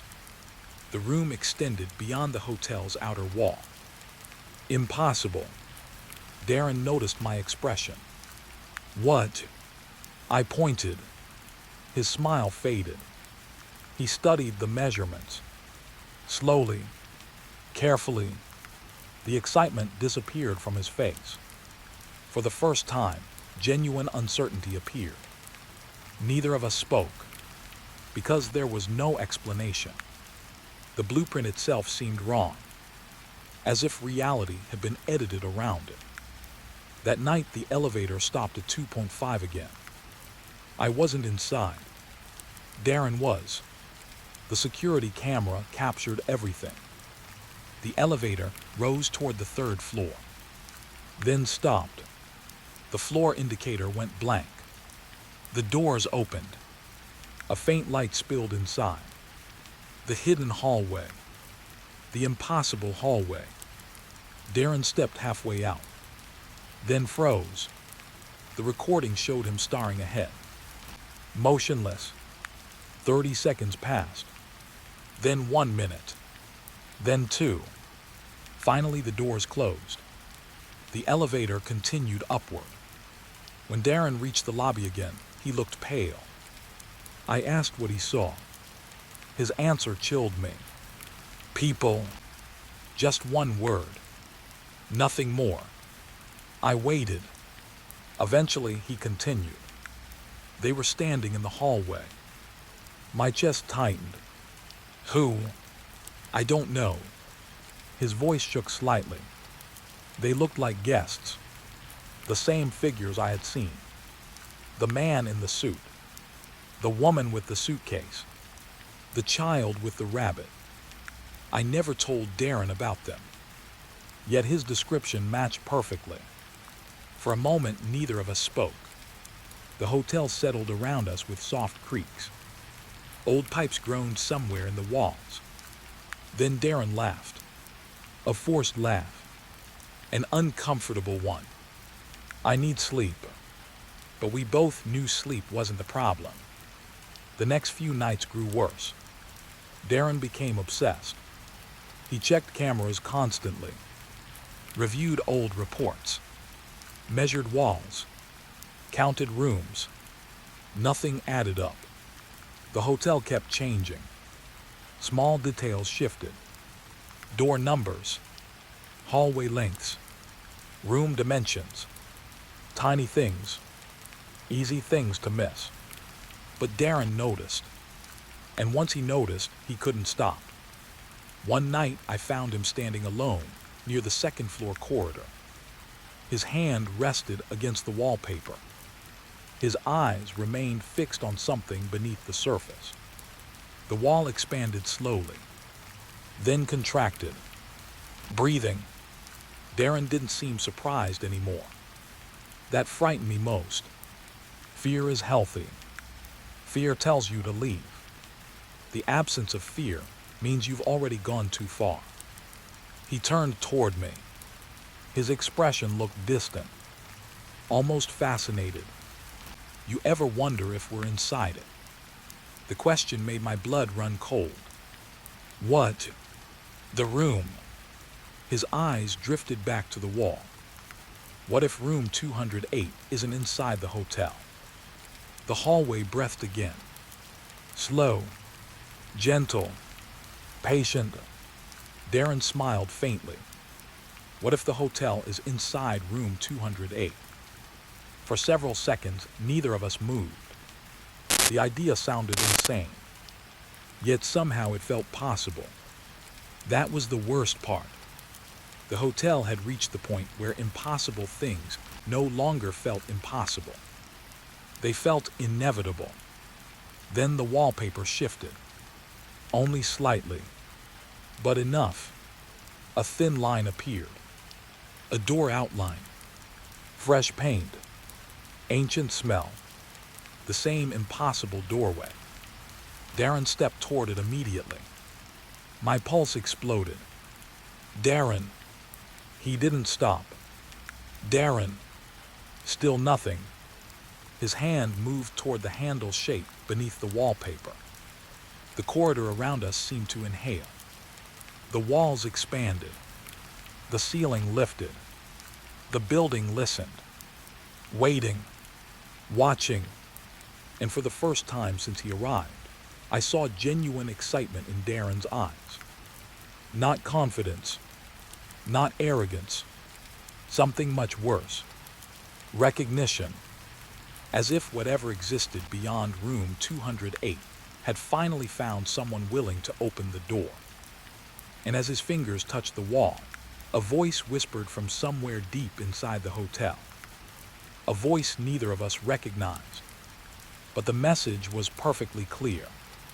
Welcome back. The first sign appeared at 2:08 in the morning. Not a noise, not a shadow, not one of the impossible things that had become normal inside the hotel. It was something much simpler, and somehow far more frightening. The computer beeped. I looked up from the front desk.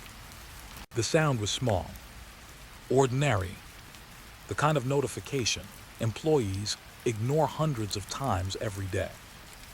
Yet something about it felt wrong. The hotel management system wasn't supposed to update overnight. It certainly wasn't supposed to update by itself. But the screen had changed. A loading bar stretched across the monitor. No warning. No request. No administrator approval. Just an update happening on its own. I frowned. Darren, the new manager, looked up from a stack of paperwork. What now? I pointed at the screen. The loading bar reached 100%, then vanished. The desktop returned. Everything seemed normal. For a few seconds. Then a new notification appeared.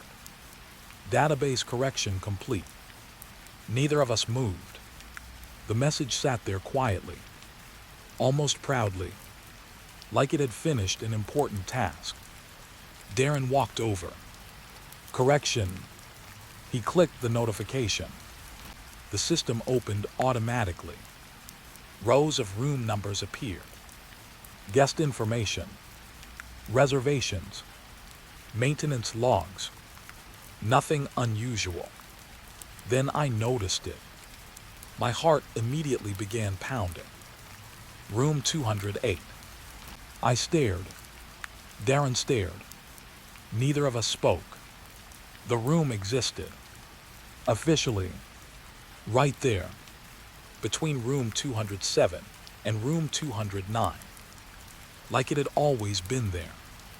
Like 20 years of missing records had never happened. My throat tightened. No. The word slipped out before I realized I had spoken. Darren leaned closer. His face slowly lost color. The system showed complete information. Maintenance schedules. Cleaning records. Occupancy history. Reservation logs. Everything. 20 years of data. Thousands of entries. All impossible. All new. Yet every file carried old dates. The hotel computer now believed room 208 had always existed. And somehow it had created proof. Darren clicked through the records. His confidence vanished with every page. Guests. Hundreds of guests. Maybe thousands. Names. Addresses. Check-in times. Check-out times. Everything looked legitimate. Until we noticed something strange. Nobody stayed longer than one night. Not one guest. Not a single exception. 20 years. Thousands of reservations. Every person stayed exactly one night. Then disappeared from the records forever. I felt cold. Very cold. The lobby suddenly seemed darker. The rain outside intensified. Water ran down the windows like tears. Darren opened another file. Then another. Then another. The pattern never changed. One night. Always one night. Never longer. Never shorter. What happened to them? I didn't realize I had spoken aloud. Darren didn't answer. Because he was wondering the same thing. The hotel creaked softly around us. Somewhere upstairs, a pipe groaned. Then silence returned. The kind of silence that feels alive. At 2:13 a.m., the elevator bell rang. Both of us jumped. The doors opened. Nobody stepped out. Yet something felt different. The elevator wasn't empty. Not completely. A faint smell drifted into the lobby. Old dust. Damp carpet. Aged wood. The smell that always surrounded room 208. Darren slowly looked toward the monitor. Room 208 showed occupied. A guest had checked in. Automatically. No registration. No paperwork. No arrival. The system simply updated itself. Status occupied. My mouth went dry. The room now had a guest. The hotel believed someone was staying there, even though nobody had entered, or at least nobody we had seen. Darren immediately opened the camera feeds. Every corridor appeared normally. Every staircase. Every entrance. Then he selected the second floor hallway. The image froze. A wave of static rolled across the screen. The picture returned. My stomach dropped. The corridor had changed. Room 208 was visible. Not a wall. Not wallpaper. A door. A real door. Room number attached. Brass handle. Fresh paint. The room existed. At least on camera. I stared in disbelief. The hallway looked complete. Natural. Like the room belonged there. As if reality itself had been rewritten. Darren grabbed the radio. His voice sounded strained. I'm going upstairs. I stood immediately. No. He looked at me. The old confidence was gone. Something else had replaced it. Obsession. The same thing I had seen growing inside him for weeks. The same thing that had destroyed other people. We need answers. No. We need to know what's happening. I already knew arguing wouldn't help. Curiosity had him now. The hotel had hooked itself into his mind, just like it had done to everyone else. He headed for the stairs. I followed, not because I wanted to, because I couldn't let him go alone. The second floor felt different the moment we arrived. Warmer. The hallway lights glowed brighter. The carpet looked newer, cleaner. The entire floor seemed subtly improved, as though someone had renovated it overnight. We moved slowly toward room 208. My heartbeat echoed in my ears.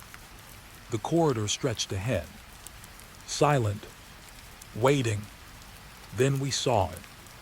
The door. Not an outline. Not a shape beneath wallpaper. An actual door. Room 208. The brass numbers gleamed beneath the lights. I stopped walking. Darren didn't. He moved closer. Step by step. The closer we got, the stranger everything felt. The hallway seemed longer. The ceiling higher. The air thicker. Almost difficult to breathe. The room radiated a feeling I couldn't explain. Not danger. Not exactly. Recognition. Like the hotel was finally complete. Like something missing had returned. Darren reached the door first. His hand hovered near the handle. I noticed something. The brass numbers weren't old. They looked brand new. Yet beneath them sat layers of scratches. Thousands of scratches. As if countless people had tried removing them. And failed. My pulse quickened. Someone had wanted that room hidden. Someone had tried repeatedly. The hotel simply kept bringing it back. Darren touched the handle. Immediately the lights flickered. Every bulb in the corridor dimmed. Then brightened. The building seemed to inhale. A slow breath traveled through the walls. The carpet shifted beneath my feet. Tiny, almost impossible to notice, yet unmistakable. The hallway was breathing again. Darren slowly pulled his hand away. For the first time, genuine fear crossed his face. Then a sound came from inside the room. Soft, very soft. Children laughing. The noise lasted only a second. then vanished. I felt frozen. The same voices that had driven employees away. The same voices nobody could explain. Darren stared at the door. His expression had changed completely now. The arrogance was gone. Only uncertainty remained. The hotel had finally shown him enough. Or so I thought. Then the handle turned by itself. Slowly, carefully, a metallic click echoed through the hallway. The door opened 1 inch. No more. Just enough. A thin strip of darkness appeared. The smell hit us instantly. Ancient air. Dust. Rain. Rotting wood.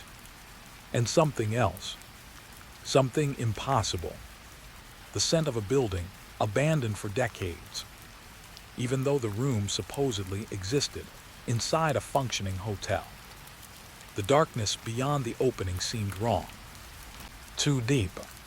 Too large. I couldn't see walls. Couldn't see furniture. Couldn't see anything. Just endless blackness. Then a voice drifted from inside. A man's voice. Calm. Gentle. Familiar. My blood turned to ice. I recognized it immediately. The guest. The silent guest who had requested room 208 months earlier. The man who entered. The man who never left. Darren. The manager flinched.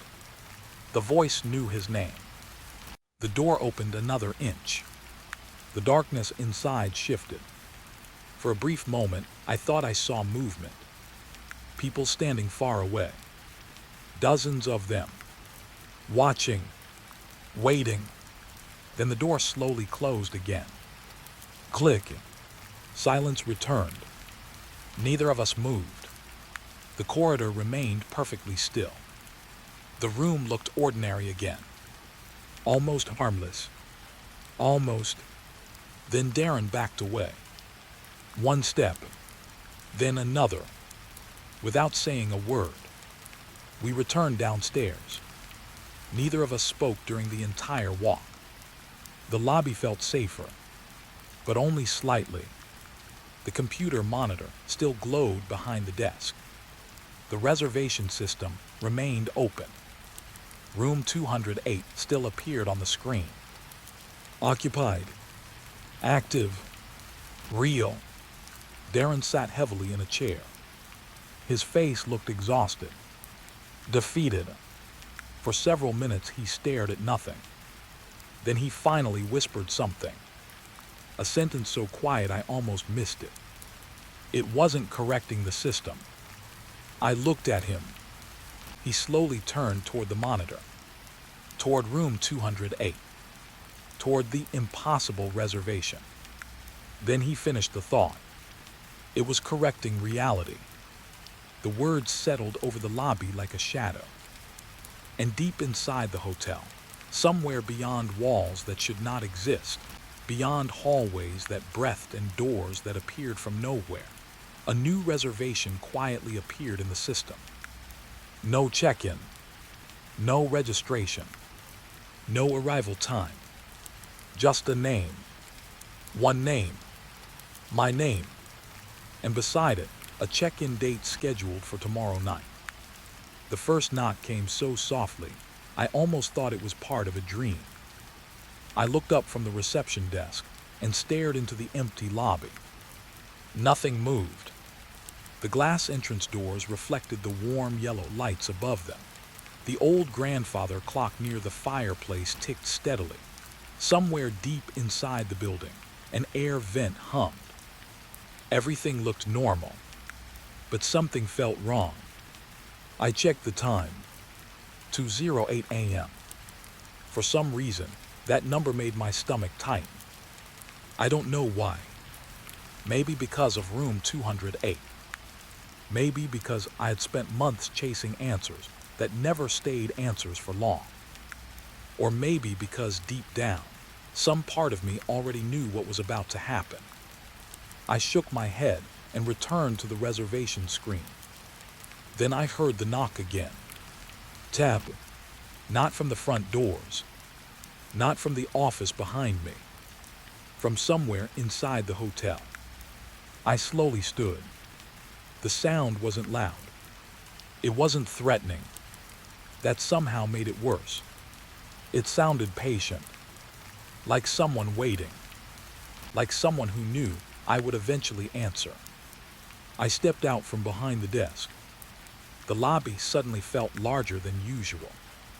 The shadows between furniture seemed deeper. The silence felt heavier. Then the knock came a third time. Tap. My eyes drifted toward the hallway leading to the elevators. No movement. No guests. Nothing. Yet every instinct told me the sound had come from that direction. I started walking. My shoes made soft noises against the polished floor. The closer I got to the elevator hall, the colder the air became. Not freezing, just enough to notice, enough to make me rub my arms. I reached the elevators and pressed the call button. Nothing happened. The light didn't turn on. I pressed it again. Still nothing. A strange feeling crawled up my neck. I pulled out my phone. No signal. That wasn't unusual inside the building. What was unusual was the screen clock. 2:08 a.m. I frowned. I knew several minutes had passed. At least 3 or 4. Maybe more. But the time hadn't changed. 2:08. Exactly. I opened another app. Same thing. 2:08. A cold knot formed in my chest. Then every hallway light flickered. Once, twice, 3 times. Perfectly together. Not random. Not electrical. Synchronized. Like a heartbeat. The lights dimmed. Brightened. Dimmed again. I stood frozen. The building felt different. Aware. Listening. Waiting. Somewhere above me, another knock echoed through the hotel. Tap. This time I knew exactly where it came from. The second floor. Near room 208. I should have stayed downstairs. Every sensible thought in my head screamed at me to stay where I was. But curiosity had already ruined too much of my life. I stepped into the stairwell. The metal door closed behind me with a hollow clang. The sound echoed far longer than it should have. As I climbed the stairs, I noticed something strange. The knocking continued, but it wasn't getting louder. No matter how close I got, it remained exactly the same. As if the sound wasn't traveling through air at all. As if it existed inside my head. I reached the second floor. The hallway lights flickered again. Bright, dark, bright, dark. The pattern matched my pulse. I could feel it.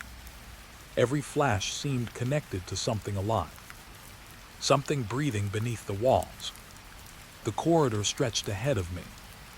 Empty, silent, cold. Yet I immediately knew I wasn't alone.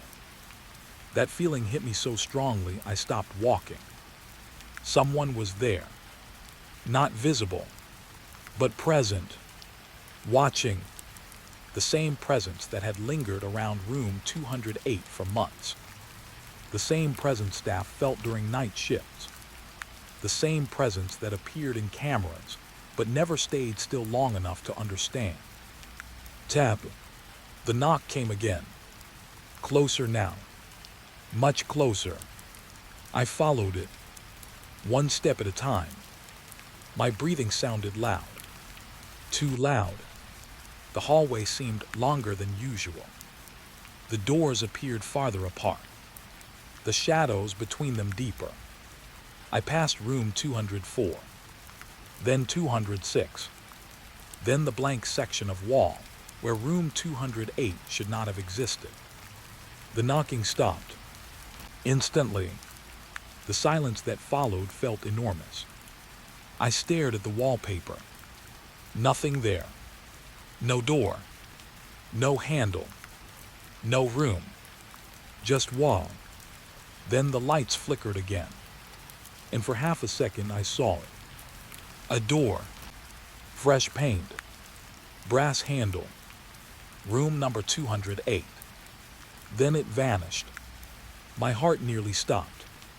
I blinked rapidly. The wall returned. Empty. Normal. But I knew what I had seen. And something else bothered me. The door had not appeared when the lights flashed. It had appeared between flashes, like it existed in a space my eyes normally couldn't reach. The knocking returned, this time from the other side of the wall. Tap, tap, tap. 3 slow knocks. Then silence. My hand moved toward the wallpaper. I don't remember deciding to do it. I just did. The surface felt cold, much colder than the rest of the building, almost frozen. Then I felt something impossible, a vibration, like another hand pressing back from the other side. I jerked away immediately. My pulse hammered inside my ears. The hallway lights dimmed again, and suddenly every bulb began flickering together, not randomly, in rhythm. 1, 2, 3, pause. 1, 2, 3, pause. A pattern, a message. The realization hit me slowly. The lights were mimicking the knocks. Whatever was knocking controlled them. Or maybe the lights were responding to it. The thought made my stomach twist.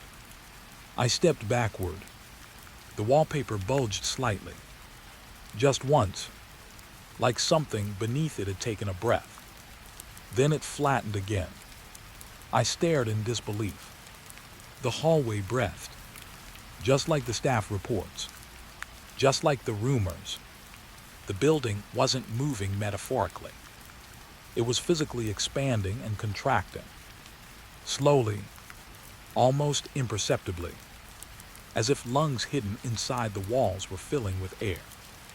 Then I heard a voice, a child's voice, faint, distant, coming from behind the wall.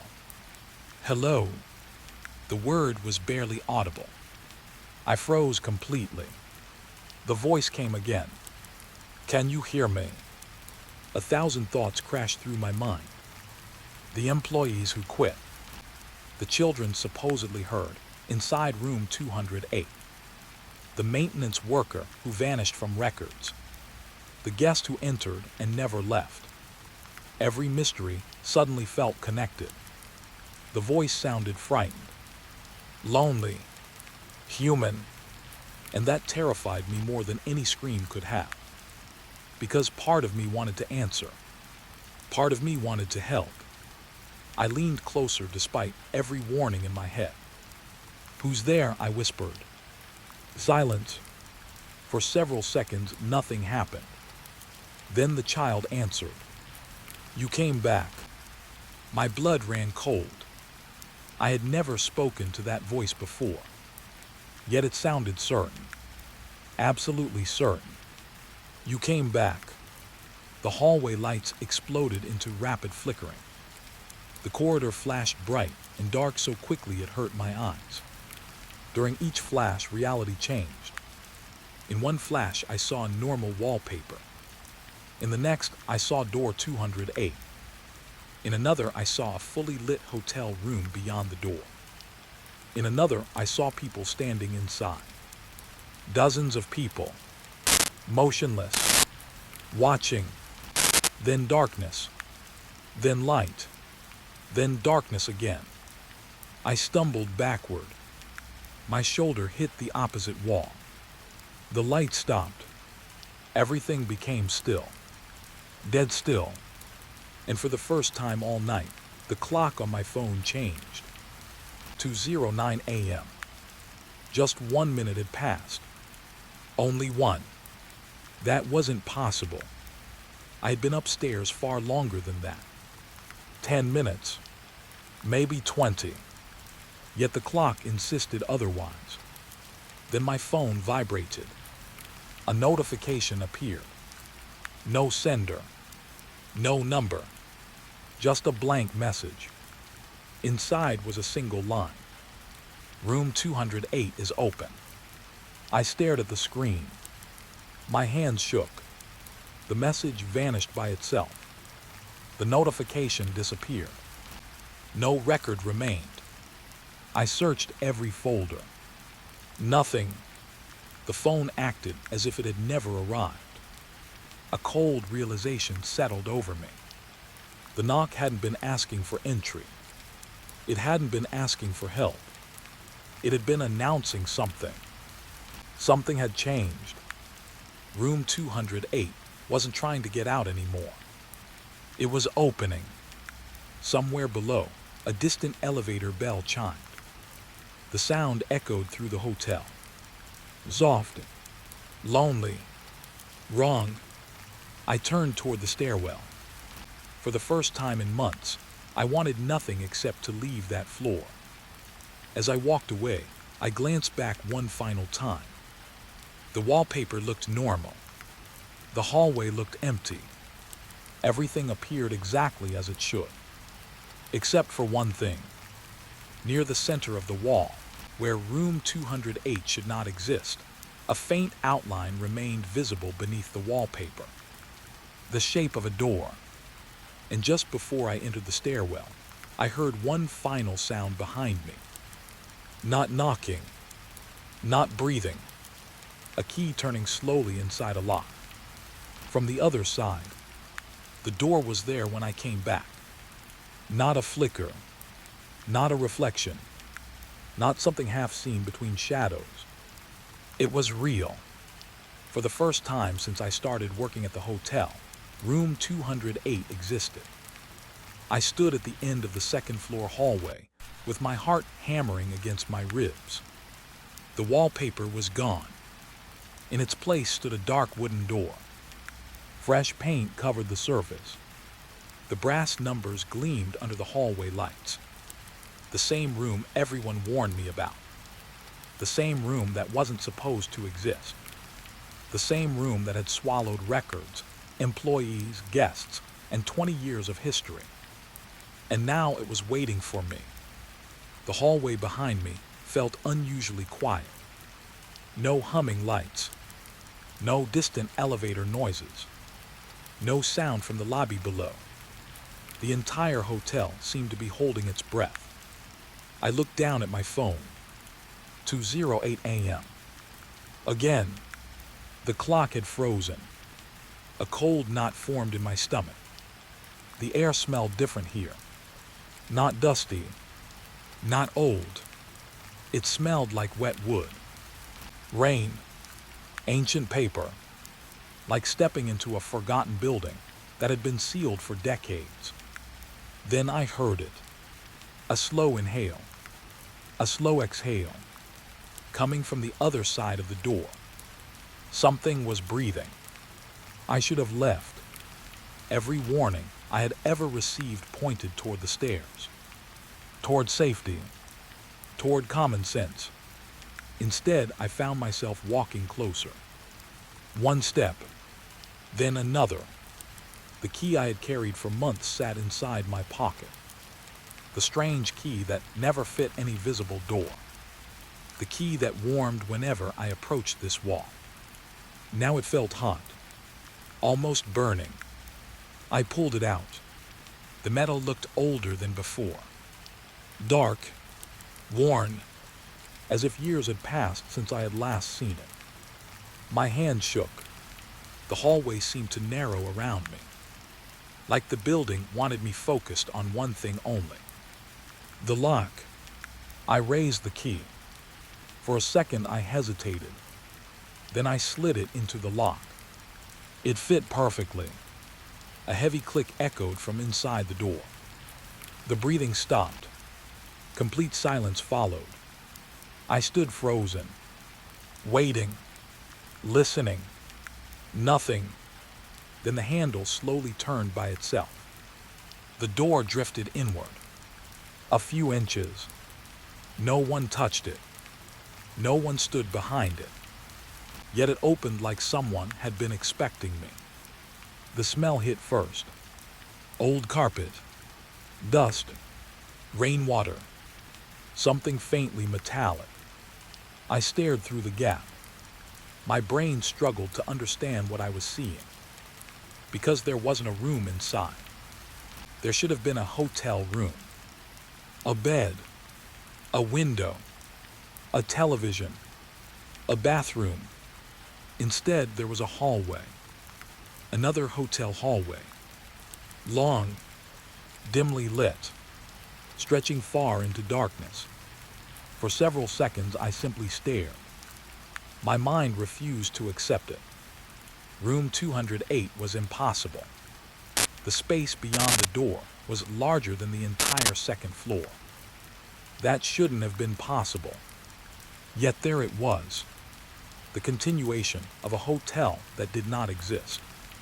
A hotel hidden inside another hotel. I pushed the door wider. The lights inside flickered softly. Yellow wallpaper lined both sides. Old paintings hung on the walls. A faded carpet ran into the darkness. Everything looked familiar. And that was what frightened me most. It looked exactly like my hotel. Just older. Much older. Like a memory trapped in time. I stepped across the threshold. The moment I entered, a strange sensation washed over me. Like walking through cold water.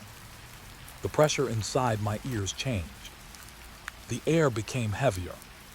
When I looked back, I could still see the second floor hallway behind me. The door remained open. Relief briefly filled my chest. At least I wasn't trapped. At least there was a way back. Then I noticed something strange. The hallway behind me seemed farther away. Not much. Just a little. As if the door had moved several feet from where I stood. I blinked. The distance increased again. A chill crawled up my spine. I immediately turned and began walking deeper inside. Something told me not to keep watching. Not to measure how quickly my escape route was disappearing. The hidden hallway stretched ahead. Every light fixture buzzed softly. Every carpet pattern matched the hotel's design from decades ago. Portraits covered the walls. Old photographs. Old guests. Old staff. As I passed them, I felt a growing sense of unease. Many of the faces seemed familiar. Too familiar. One photograph stopped me completely. A night receptionist stood behind the front desk. His uniform looked outdated. The picture appeared at least 20 years old. Yet the man looked exactly like me. Not similar. Not close. Exactly. Same face. Same eyes. Same expression. My breath caught. I stepped closer. A small brass plaque sat beneath the frame. The engraving had faded. Most of the words were unreadable. Only 3 remained clear. Night shift manager.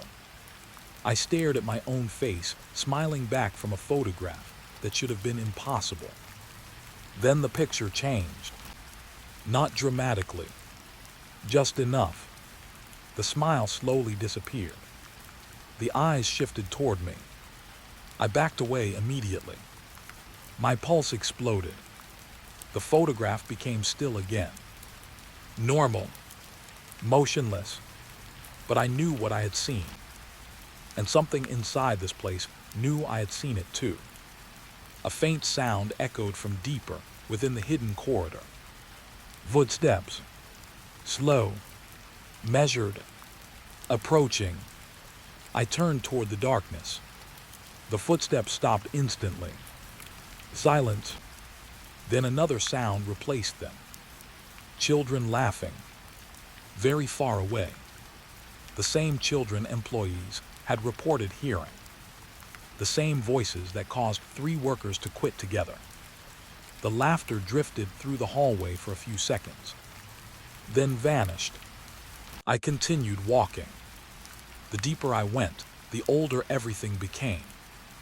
Wallpaper peeled from walls. Ceiling stains spread like dark veins. Doors appeared on both sides. Every door carried room numbers. Numbers that should have existed somewhere inside the hotel. Yet they didn't. Not in the real building. Not anymore. A terrible realization slowly formed. This wasn't just room 208. This was an entire missing section of the hotel. An entire floor erased from reality. But not destroyed. Hidden. Forgotten. Still alive. A sudden movement caught my eye. Someone crossed the hallway ahead. Just a silhouette. A man. Tall. Thin. Gone in seconds. I ran forward. Nothing. The corridor stood empty. But I found something else. Fresh footprints. Wet footprints. Leading farther into the darkness. I followed them. My fear should have stopped me. Instead, curiosity pulled me deeper. Every answer I had searched for seemed close now. The missing guest. The vanished employees. The distorted security footage. The frozen clocks. Everything felt connected. The footprints ended outside another door. Room 220. The door stood slightly open. A pale light spilled through the crack. I slowly pushed it wider. Inside was another reception desk. An exact copy of the hotel lobby. But abandoned. Dust covered everything. Rotting furniture sat untouched. Old reservation books lay scattered across the counter. The scene looked frozen in time, as if people had simply vanished in the middle of work. Then I noticed movement. A figure stood behind the desk, watching me. The silent guest. The man who arrived at 2:13 a.m. The guest who entered room 208 and never came out. He looked exactly the same. Dark coat, still face, empty eyes. For several seconds, neither of us moved. Then he slowly raised one finger, pointing behind me. I turned instantly. Nothing.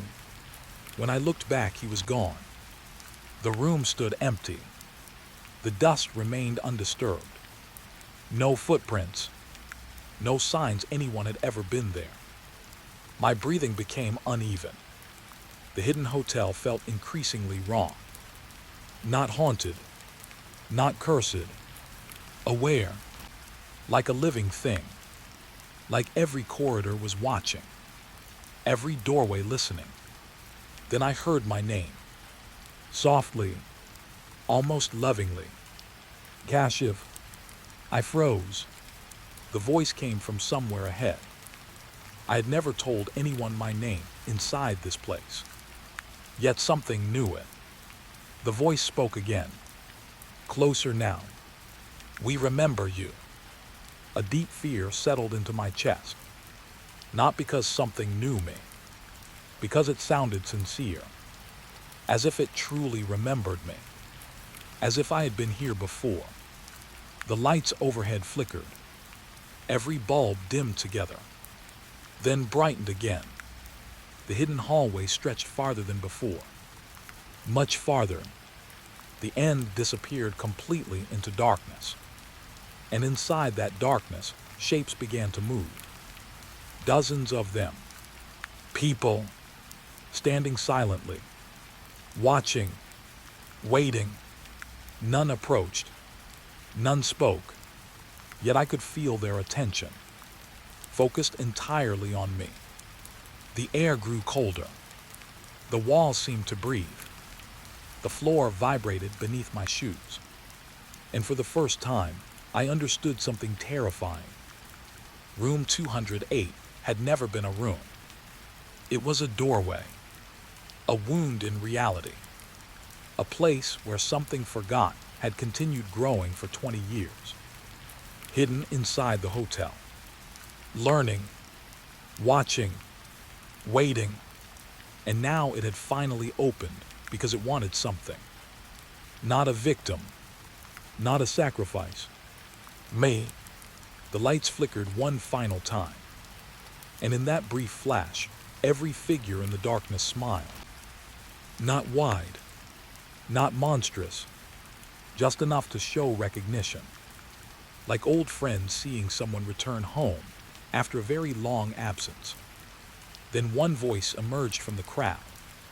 Calm, gentle, certain, welcome back. And somehow, deep inside me, a part I didn't know existed felt like it had heard those words before.